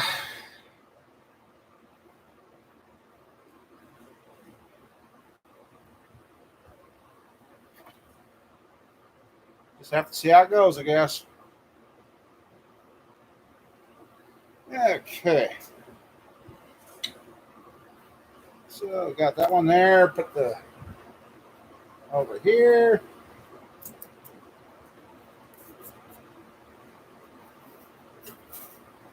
Put this one here.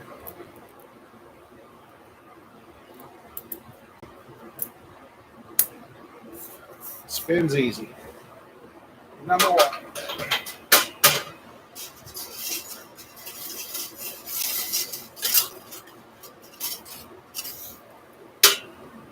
Hey, Jerry.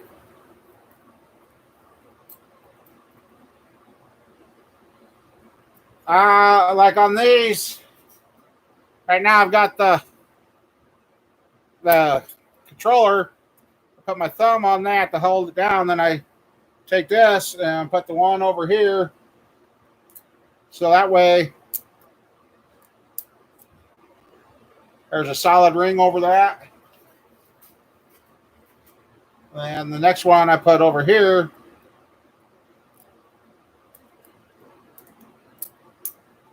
So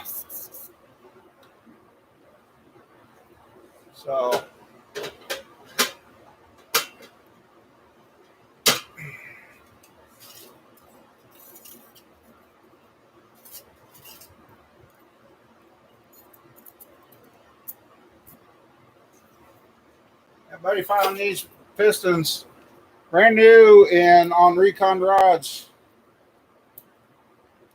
And so I made a motor out of it.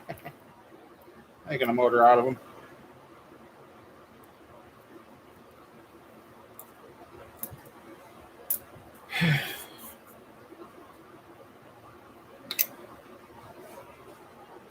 And then here's my old JC Whitney ring installer. That's done a few hundred rings. Actually, I should say a few thousand rings.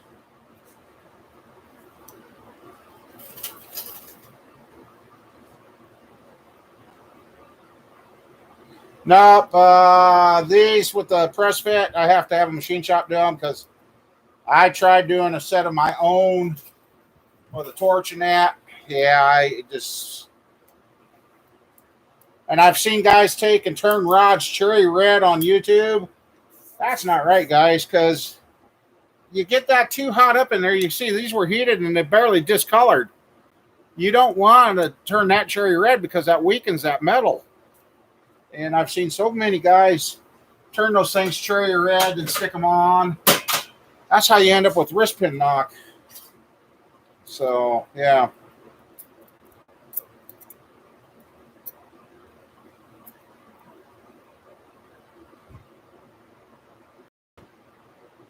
Otherwise, a lot of the stuff I've been doing are floating pins. That way, that cuts a lot of cost out from the machine shop. Because, yeah, the R&R piston on the rods is crazy. So, if the business would get back to the way it was going, I would get my own rod heater.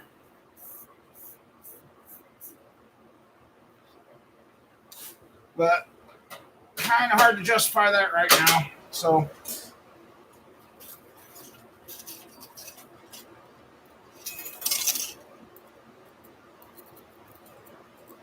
because I got a motor that I'm doing for a guy now that we went to floating pistons or floating pins. That way, if anything happens with its motor, and we say just need one piston, we can just replace the one piston or whatever. There's advantages and disadvantages to the floating. Just the same way with this.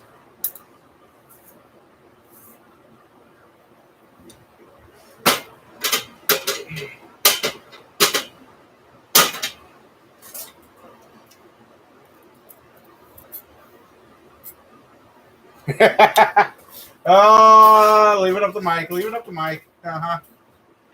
Mike, you're on a roll tonight.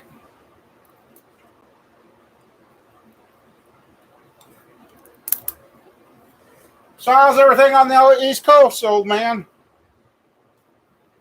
In the shop?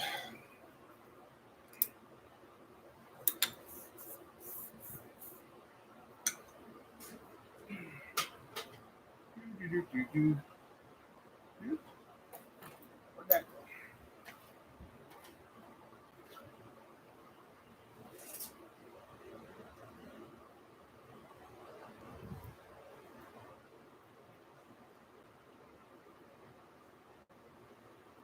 Not for a while. He's still going. He's got his own project going now, so.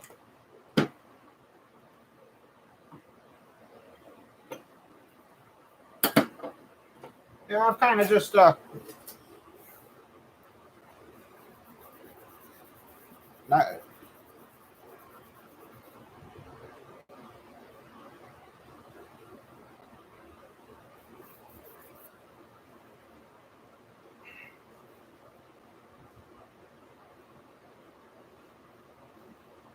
Hey, Chris, how you doing?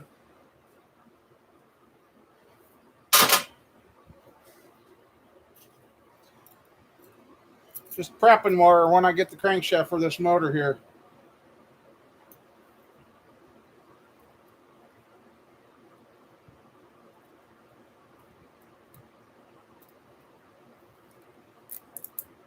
No, the 305 that I got the other day from a guy was in a boat.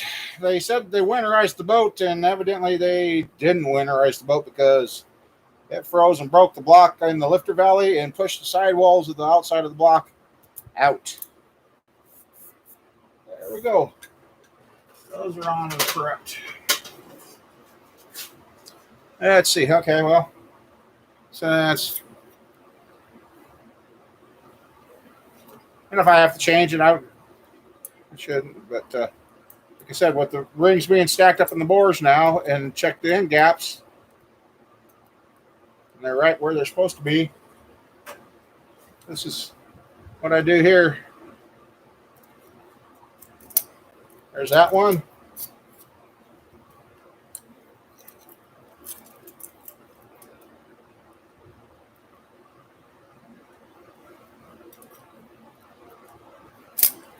There.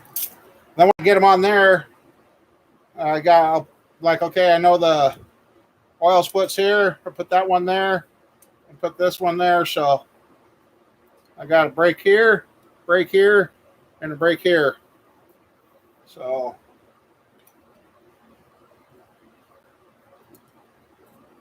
cool. I might have my 300,000 mile truck might have to get a different motor. She's starting to use some oil. And probably kind of my fault because I haven't taken care of it like I should have. But when a mechanic's vehicle is the last thing to get taken care of.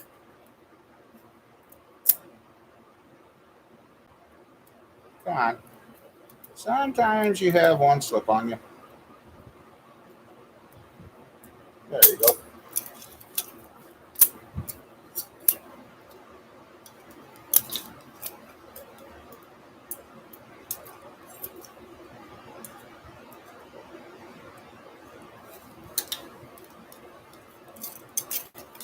Trying to.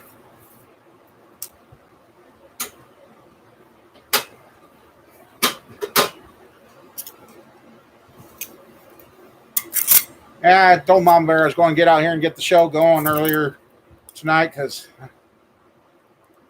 see if I can sleep tonight and get up and get her to her appointment for tomorrow.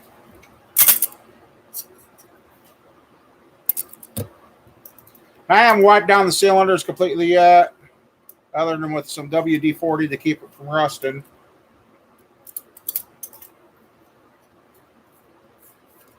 It's been good.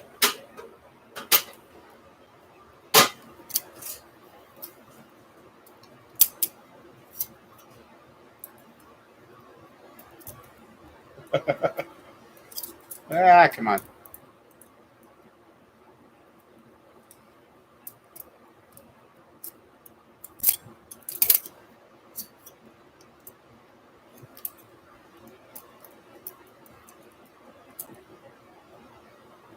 And that 20 over, I had to do it the old way to put the pistons in.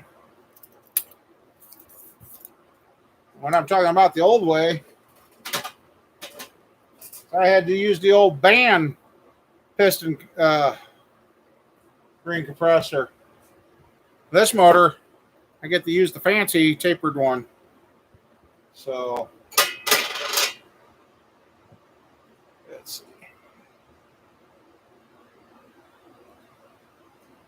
Yeah, Matt's Madness has kind of gone quiet again, too.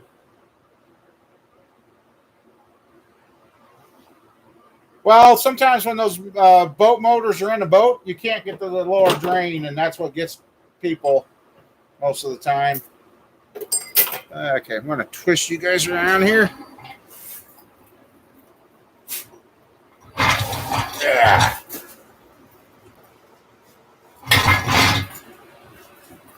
Okay.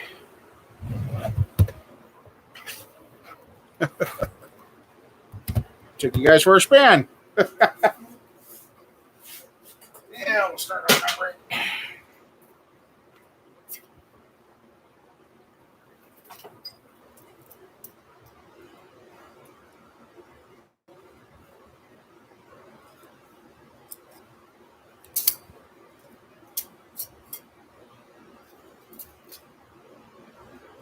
Yeah, I told Mama Bear to play nice with the doctors tomorrow. She said, well, I'm planning on it. I said, if you don't, I'm going to kick your butt.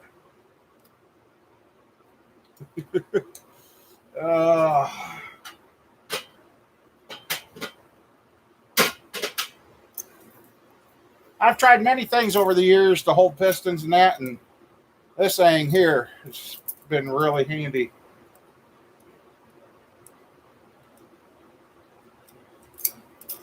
A lot less chance of damaging stuff, that's for sure.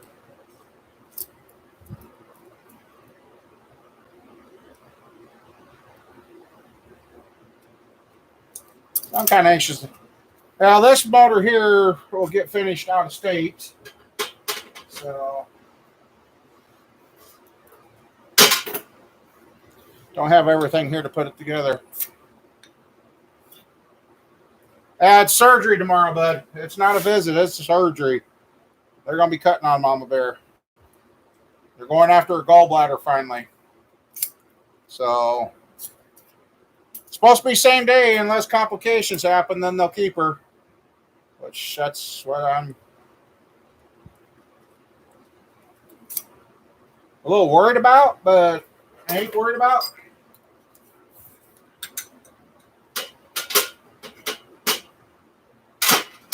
So, yeah. And Mike's going to said around Christmas he's getting surgery for his stuff. So,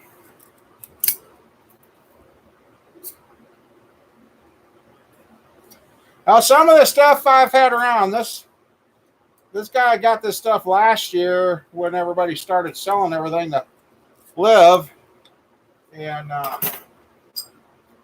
we're finally getting around to putting it together. So, otherwise, I don't know if we would have found this stuff now. Okay.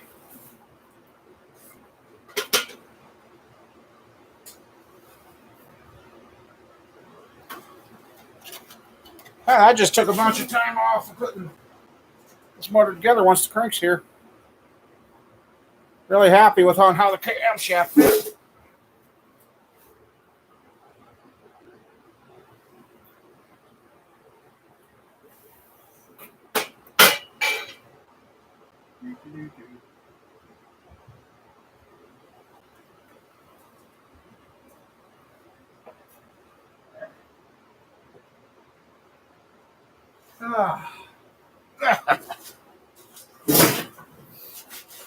This one's still a little wet.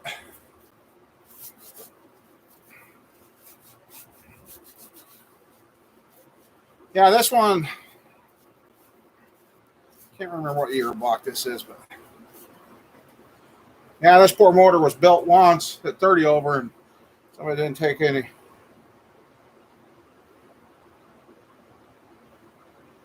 Yeah.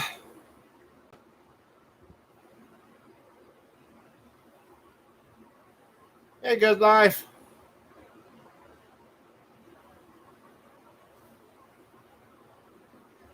Oh, fun. Hopefully you can get it. This one is, looks like a 92. B5 of 2, so that'll be 92 because it's a one-piece rear main. So,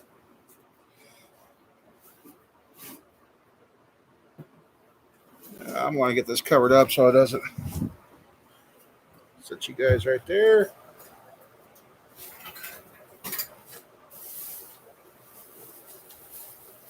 Now we had the crank, we'd be ready to assemble. Now at least we got the cam bearings in. Got that part of it ready to go.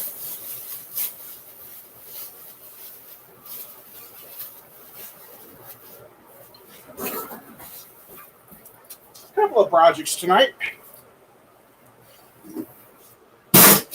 Yeah. And for me too, I broke down and got these a couple years ago to go on the rods to help line them. Yeah, I used to use the rubber boot or the blue ones from the boots, but really like these because sometimes when the piston goes in, it turns on you a little. Then you can grab these and turn the rod back to position. So Lay those up under there too. Hey, put a few things away.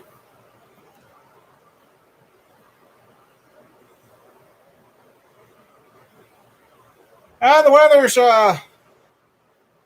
holding up so far. It's going to start getting cold. I finally drained my water tank. So that didn't freeze. Yep. I think I'm going to probably end up breaking down because I want to use snowball this winter. I think I'm just going to end up breaking down, getting out there with a wire wheel and some cheap paint and paint that side of the frame I worked on. And I still got to get the brake line going to the back replaced. And I'm just going to throw snowball together for this winter and then take the box off it next spring. And hopefully by then I will have something figured out to power blast that and get her cleaned up. Yeah, that could hurt. So, but yeah, our temperatures are getting down to the nitty gritty the next few days. So,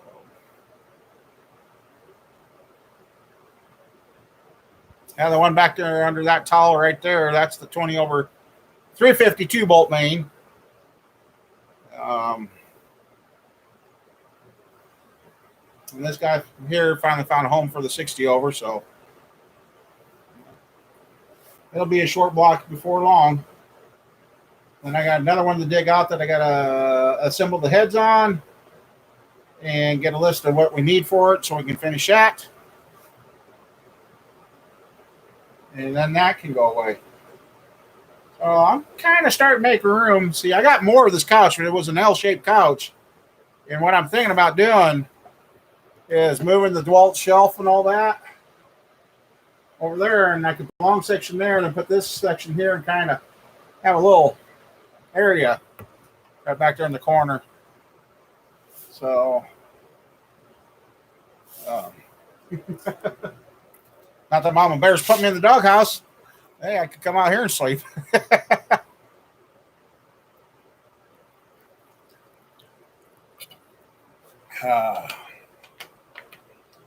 They say I'm dehydrated and I've damn near drank a gallon of water today.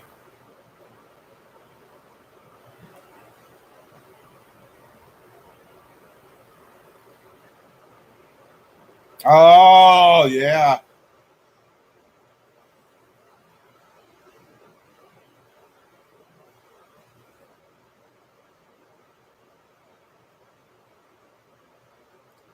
Yep, that would make clearances disappear. Hey, high water.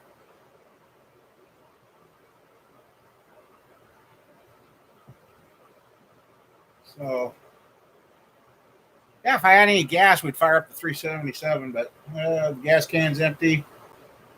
Yeah, and I really need to get the water pump finish put on it. And the water pump's on there. I got to finish getting the pulleys and the belts on so the water pump will turn.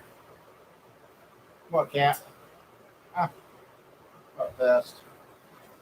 Come here. Oh, my goodness. I can tell you, well, I know winter's coming because you're getting fat, aren't you? Yeah? Oh, really? Get your ears. Get your ears. Oh, yeah. Goofy cat. Yes, you are.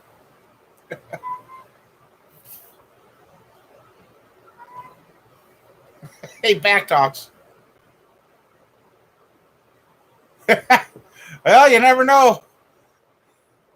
You never know. I know Mom Bear wouldn't enjoy it, but if I had a working bathroom out here in the couch in the corner, hey, I'd be ready. Yeah. Now, we don't get a working sewer. Yeah. I don't know. It just actually seems like after we treated it with the chemical, it actually got worse. But like Mama Bear, she did some YouTube watching and that, and said it could be that. Oh, hey, George, how you doing? Well, George, so far we put the new headers that were sent to me by somebody on the engine on the run stand, so I quit kicking them around and that. And we put the cam bearings in and fitted the cam and just went through and checked the ring gaps and installed the rings on the pistons. So, yeah. And that shop cat I got, when he came here, we kept trying to get him to go by different names. And the one that he finally seemed to respond to, because the poor cat was dumped here, he finally.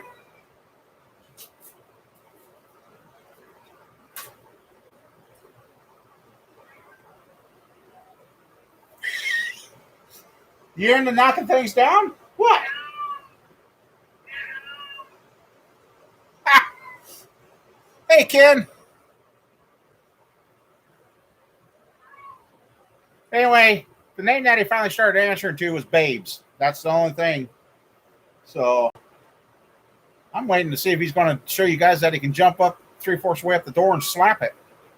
I watched him do that one day.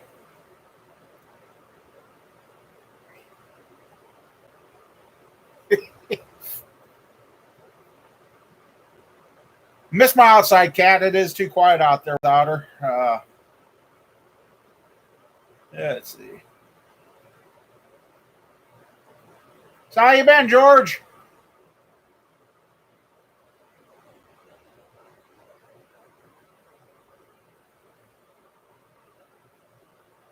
Yeah, he's been a pretty good cat. And that cat's strange, and it drives Roger insane because he will not eat human food at all. And it's got to be a certain dry. He won't even eat the fancy cat food in the cans with the gravy or the moist. He just looks at that, looks at you like, what do you think I'm going to do with that? You won't eat it, will you? So yeah, he's a tuxedo cat, and he's very picky.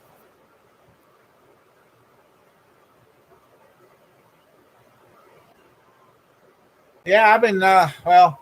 It doesn't look like I got it organized when you look that way. It's kind of a mess, but over here it's gotten better. And there's part of the couch, so I got a section that would go that way. And I thought about doing that, but I don't want to move that bench back there again. So that's what I'm thinking about, moving that stuff back there in that corner and then put it there and kind of have a spot to sit at. So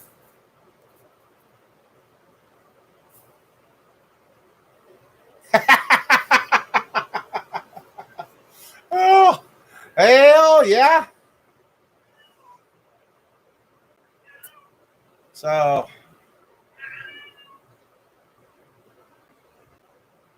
you gonna show him you can sound like a dog too? Really?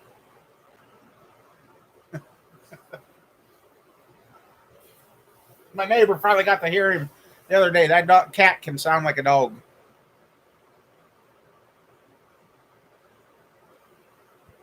But yeah, so we're getting well. After this eats up, I mean, the reason I'm getting some shelf space back is because I'm finally using up the parts that have been laying here, and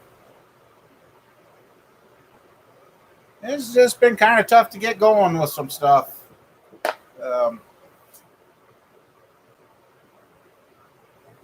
it's just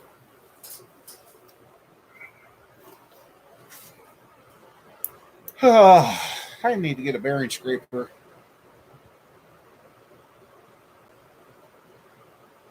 I haven't had one of those for a while.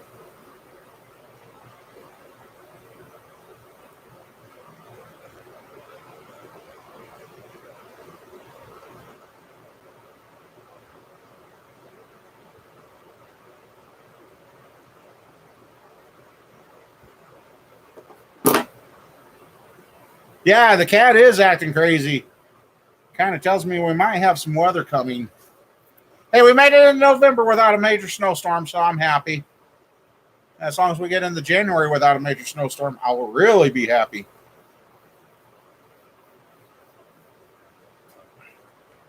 Yeah, I'll be tickled pink if we make it that far without problems.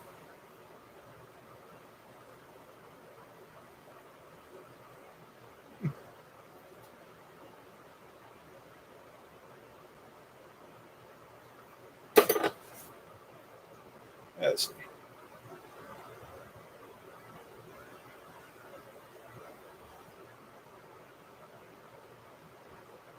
Yeah, well, it's not your fault. Yeah, I was going to ask you yesterday, and I forgot. When a service truck breaks down, who do they call?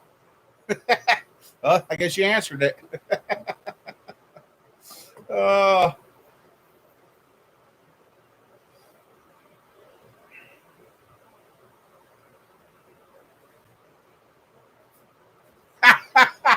Oops, the retired wife. Oh, hey, honey do. Oh,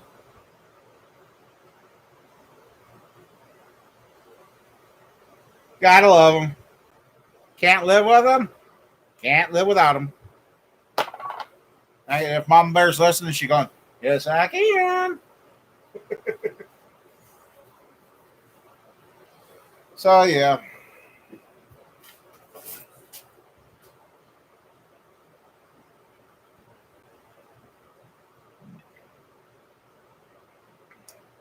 Had somebody ask about that 20 over being completely finished. I haven't heard anything back. So,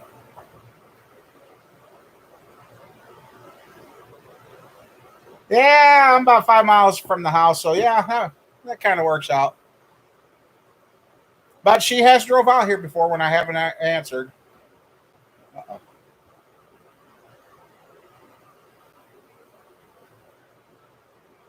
Oh, that was you. Oh, ooh, that don't sound good. See, that's not.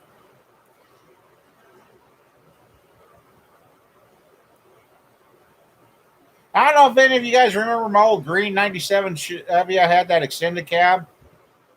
I traded for the '02 I'm driving. Years well, I was clear back in 2017. So where's the last 5 years? Heading on the 6 years gone. Anyway, got a call yesterday. Kid needed a driver's side manifold, exhaust manifold. He said the donut was out and he went to replace it, and the stud snapped off in the manifold, and they couldn't get it out. And luckily, I had one off, so worked out good.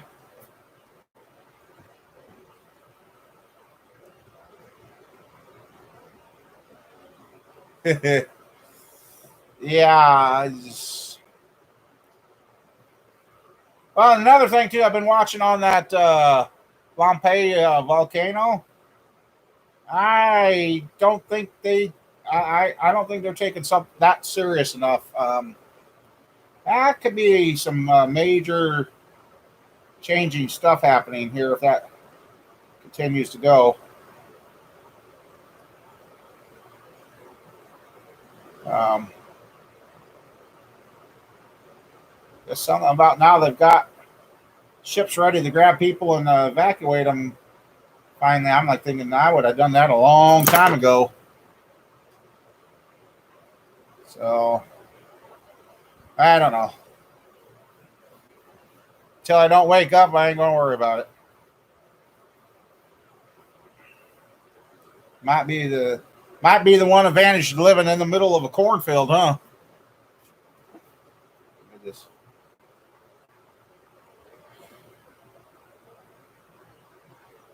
want to say so much more, but you can't say anything because if you do, you're not a nice person. So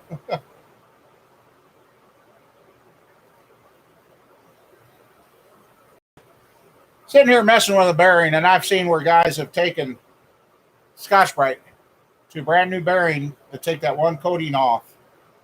And I'm just sitting here playing with this bearing. I don't know if I agree with that or what to think about that, but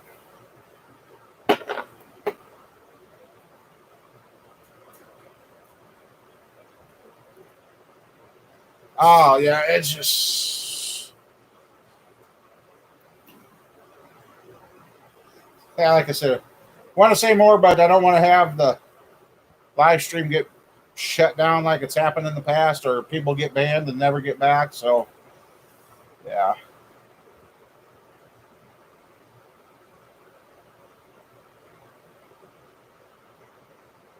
Ouch.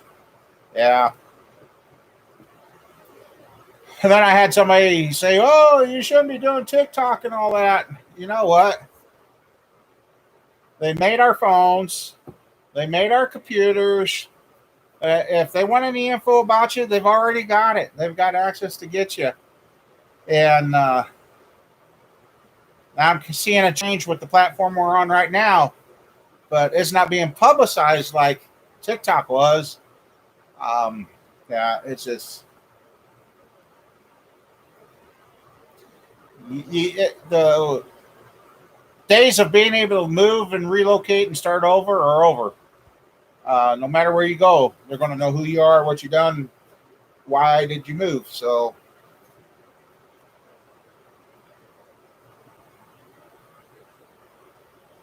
yeah, that would not be good. No, we haven't, old man. It's um, like I said, we dumped some chemical down that was supposed to work, and I thought it worked a little faster, and it hasn't. It actually seems like it's gotten worse. But if it is deteriorating whatever's in the line, I kind of understand. So, now very limited use. I mean, get in, spray a little water on, shampoo, turn the water back on, rinse off, and what you don't get rinsed off, just wipe off with a towel and go. It's about what we can do. Well, yeah.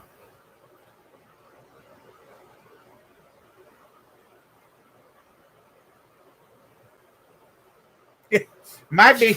Well, if this volcano on the Spanish Island breaks off and does what they are predicting, you don't want to be on the East Coast. They're saying, and I seen another video before come on here.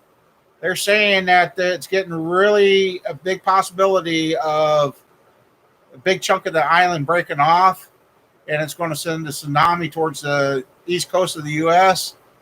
And they're saying it could go about 100 miles in, or no, I don't know. You look it up. It's out there. The info's out there, and they're starting to warn people. But you notice the news ain't saying nothing. The governors aren't saying nothing. So yeah,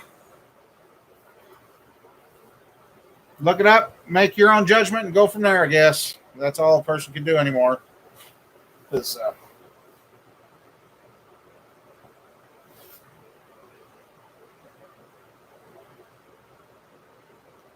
you know how to swim. uh,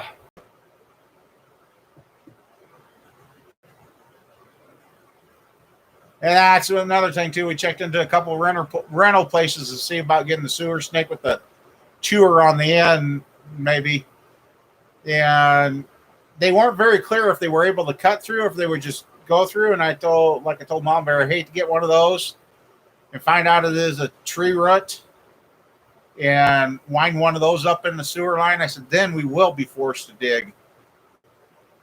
And if that happens, we'll be forced to move. So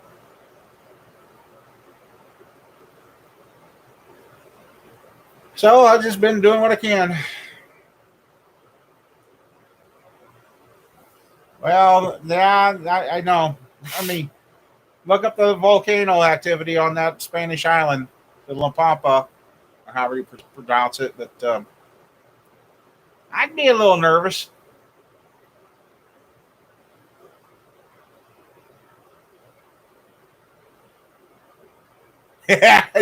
Oh, if she only knew how famous that would become back then, she should have copyrighted that.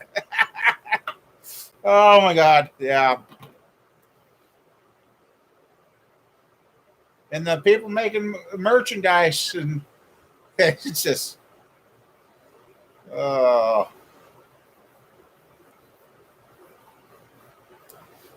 No, I got another motor here, and I got thinking I was going to wash it off, and then I got thinking, no, I'm going to try and fit something to that. And now where did I put that? Don't you hate that when you move stuff around and you're like, um, got a crank scraper I want to install on that motor when it goes back together.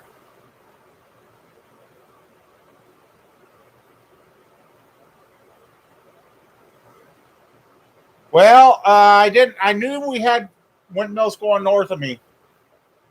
They're starting to pop up on the horizon. I didn't realize we had that many windmills going in north of us. Um, and Mom Bear says she can't hear it, but boy, I can. I was outside last night. It was really nice out here. Yeah, it was last night.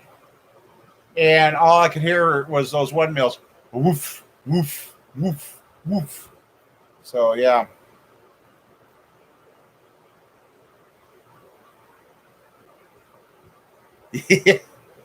Well, and here's the funny thing. The windmills that are going up around us, the blades are made in eastern Iowa, southeast Iowa, and they have no orders for blades after the first of the year. Because guess what? They're going to start shipping them from overseas over here for these windmills. And so I don't know how many people could be losing their job by Christmas because the windmill people are not buying from the U.S. They're buying from overseas and having them shipped here now, going to start after the first of the year. So this windmill energy, boy, there's a lot of fossil fuel going into it to get it here.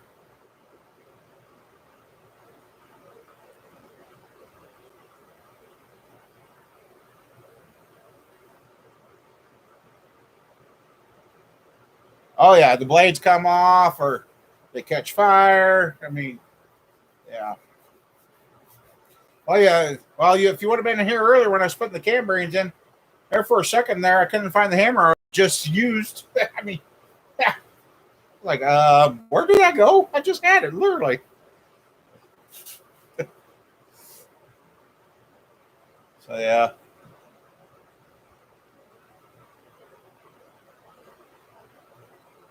Oh, now you're getting solar farms. Okay.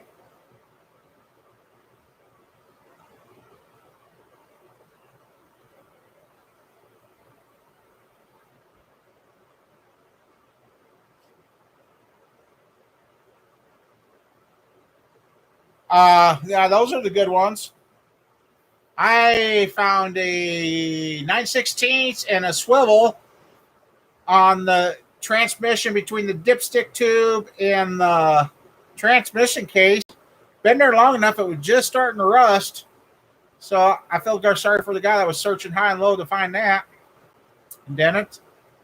I picked up a SK wrench, a crescent wrench, a nice big chain binder. Oh, and then the receiver hitch adapters to take the new style receiver hitches and put them down, put the sleeve in so you can use the old 2-inch. I found two of those. All that all in the highway here lately.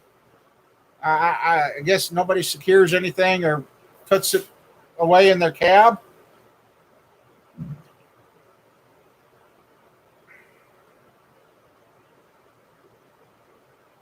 Yep, you nailed it, Mike. You nailed it.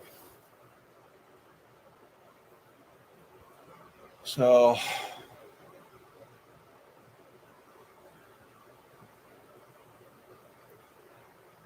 yeah, I mean,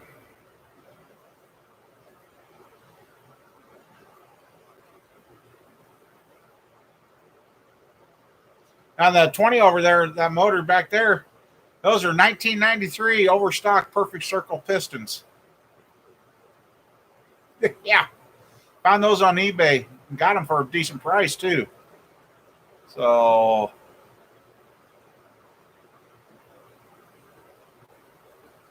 excuse me.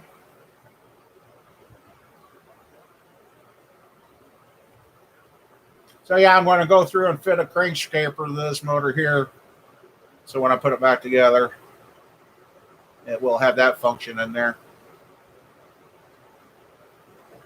Neither I got the crappiest metal cutting 10 snips or whatever, because tried cutting that dang mosquitoes. Tried fitting that to one motor, and I got mad and I just didn't put it in. Now I'll take with just the crank in, I'll get the counterweights cleared, and I'll install a piston without rings and get that trimmed so the clears the rod. So yeah, I would think with the cold,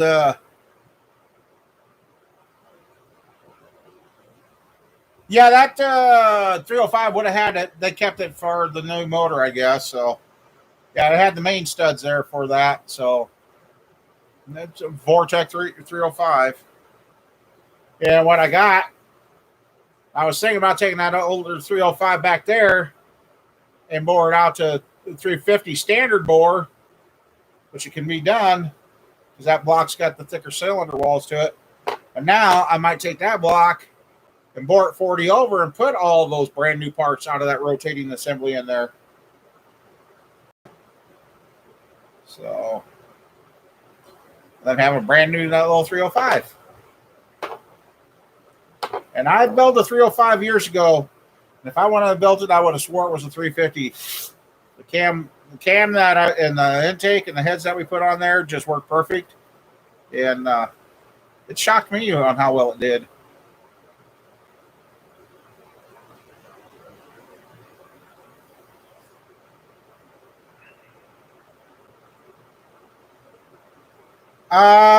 Well, that can add up pretty good because your pistons are a lot more. If the two big blocks I've done so far,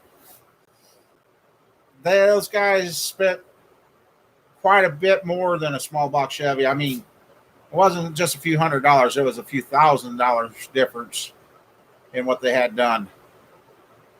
The one 454 that I did years and years ago. Yeah, they spent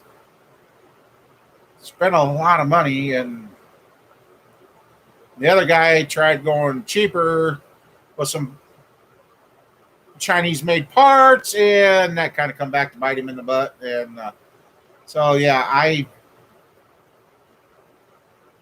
the big blocks are nice, but I don't think for the price that they cost, they're worth that.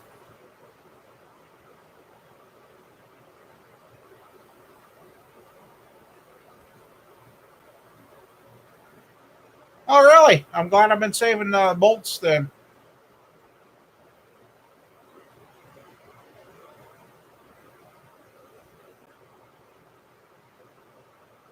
Yeah, he's going to have surgery there, high water.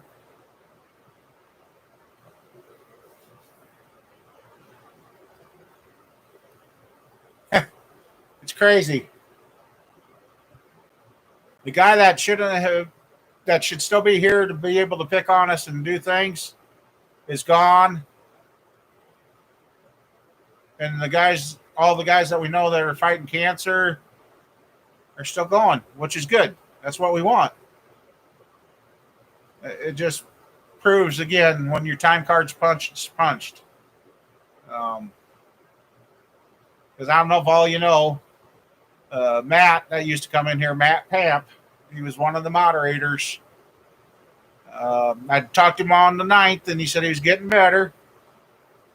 And Tuesday this last week, I sent a message, "Hey, bud, how you doing? Hopefully you're healing well."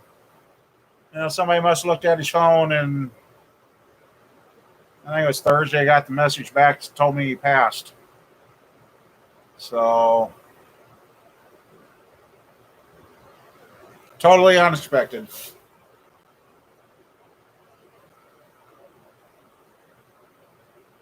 So that's kind of bugged me the last couple of days because that guy over the years sent us a lot of things and helped finish a lot of projects.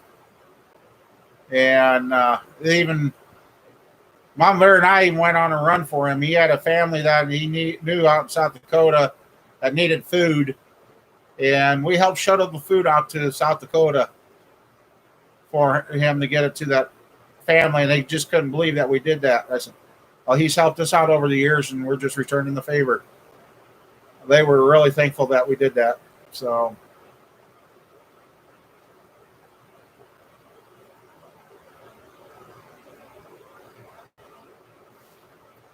but anyway, and he really wanted to see that gray truck rebuilt. So now that really put the pressure on me. I want to finish that gray truck one way or another. Not sure what year. One way or another, that truck's going to get finished.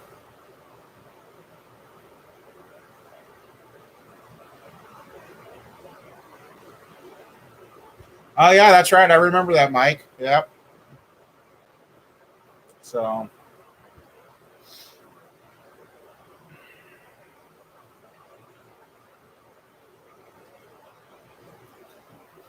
yeah, I'm just trying to do my thing. It's the thing I've got. It's what I'm doing. That's all a person can do.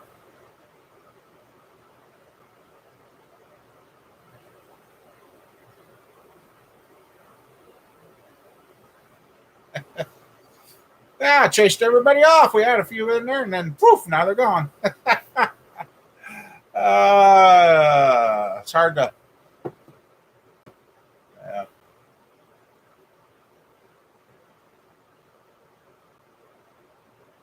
I know the day we fire up that motor now, definitely going to want to make sure the shop door is open. Woo! That'll be a little smoky getting that header paint or whatever they put on there burned off.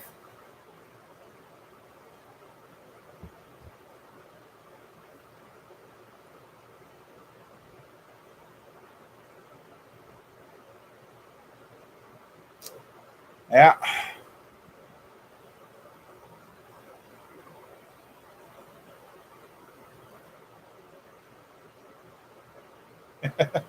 Yeah, thanks, Ken. Yeah, I just.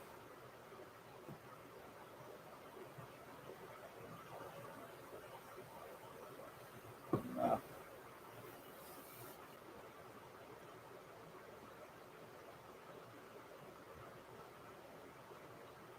I tell you, I really hate being a damn diabetic because, oh man, the cramps I've had lately in my feet. And I've kind of read up on them. Basically, it's just what's going on with my feet is basically they're cramping to tell them that they're still alive to keep going. Ay, ay, ay. Uh, And not nobody else. I've tried to do a few other things and it doesn't work out. And yeah, I don't know. I should fire up my other channel again. I haven't talked on that for a while.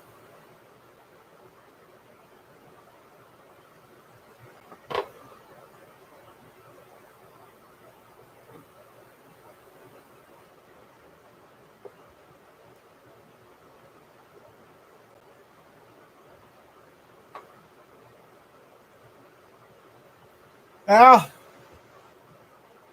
you must have been really close to your dad. And, yeah, there's days I think out here too. If my dad be around with what I got here now, he'd be in seventh heaven. Especially if he learned how to. Oh, he could stick weld. Oh my God, that guy could stick weld. And if he would have learned the bar welder here as good as he did the stick welding, yeah, he would have been unstoppable. I still got a few tools around that he made me, and I think my sister too. She was trying to get me into more construction stuff back when we were younger, which that would have been fine. But getting built up into this doing all this motor work and that, she would have been out here with me. She had the need for speed too. So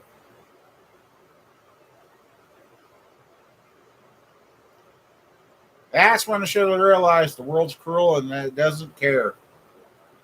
Um,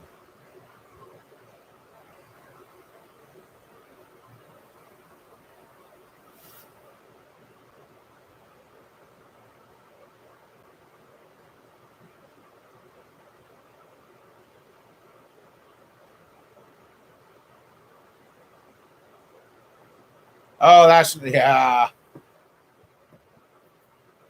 I'm to the point where my doctor thought it was funny. It's strange that I did that. I said, well, when they do the diabetic test, what is it, once or twice a year they do that, and they take a fingery feeling thing. He finally asked me the one time he was doing that. He said, "Why do you close your eyes?" I said, "Because I don't want to see you coming at me. Because if I see you coming at me, I'll say I feel it."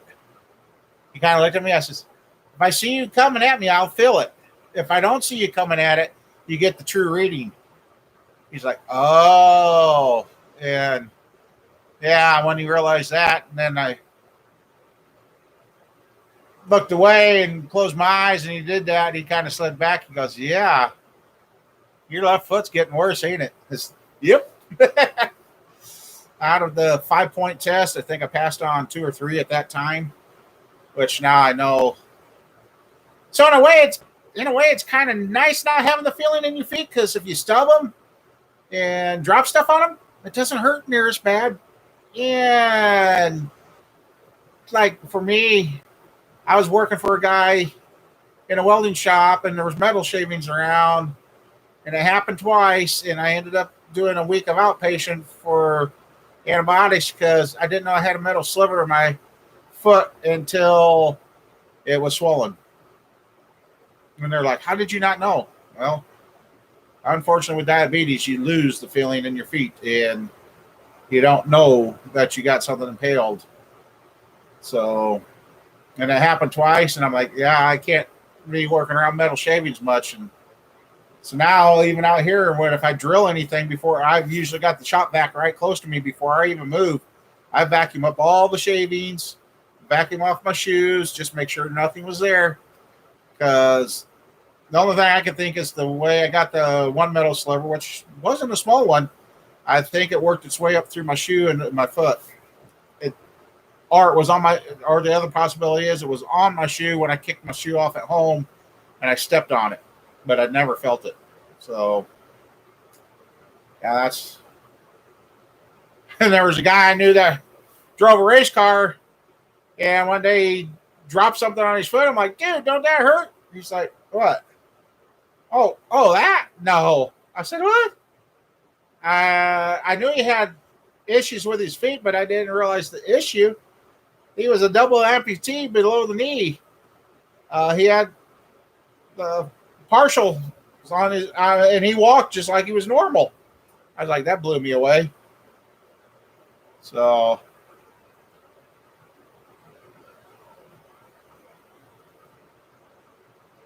woo, ooh, not me, not yet. I ain't to that point. Ugh, ouch. I was trying to help Mama Bear cut up the meat for supper tonight, and I burnt my fingers. I still got the feeling there. My fingers on up, from my knees on up is not feeling still pretty much normal. The lower part of the legs suck. It was about the. Now I don't remember bumping my left knee, but I see I got some bloody scabs on my left knee, and I don't remember hitting it. So, yeah. Well, yeah. My problem is if I barely bang the fingernails right now, oh man, I just will take the 5 pounds dead blow here and smash my hand. That's about how bad it feels like it hurts. So,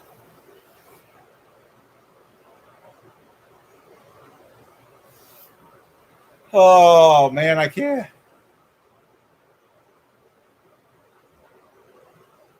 Oh, the wife and kids used to pick on me because I used to be able to eat hot food and that. Nah, now it's gotta. It seems like the hamburger helper nowadays stays too hot for too long. But Oh, guys. If I didn't tell you I wasn't nervous about tomorrow, I'd be lying. And I know Mama Bear's had surgeries before, and it's never bugged me, but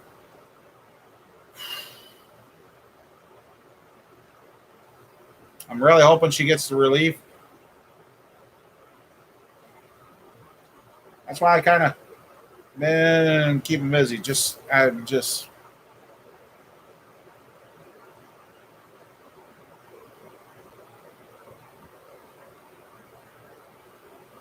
Oh, mm.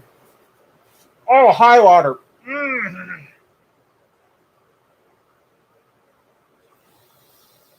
Oh, dude. Wow. Hey, yeah, Mike. Holy.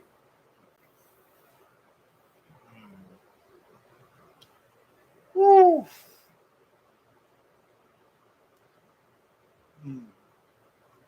Damn.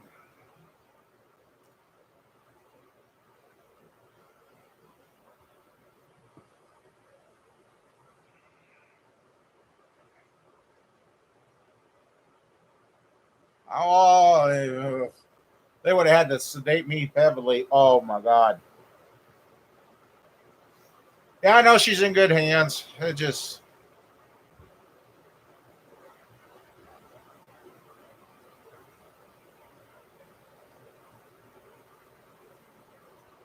Where this world's going and like that, you just don't know.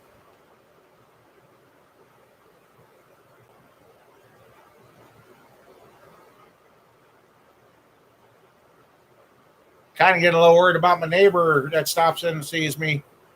Uh, the last couple of times he stopped in, he's fell asleep right here in the shop, and I'm like, I don't know if he should be driving anymore.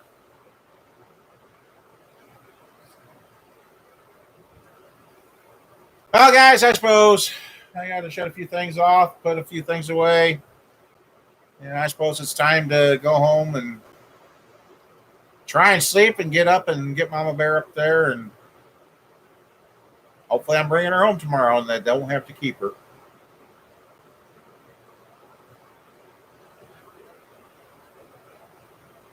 And I don't want to be the doctor.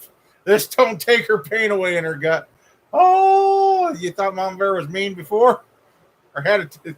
Yeah, if this don't fix it, I might be sleeping on the couch just to. Oh man. Yeah. So.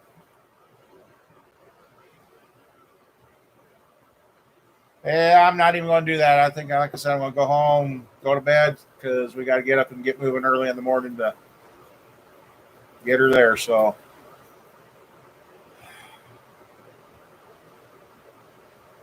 Thank you, High Water. Hey, well, hi, John. Didn't see you in here. So, thanks, guys, hanging out. We did a little work in the shop. Like I said, I'm trying to get the videos going again. So, all right, you guys all take care, and I'm see how things go tomorrow. I might do a little short video from the phone and let you guys know how Mama Bear is.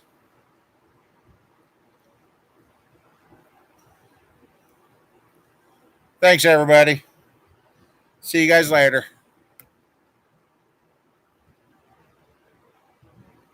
We will, Mike.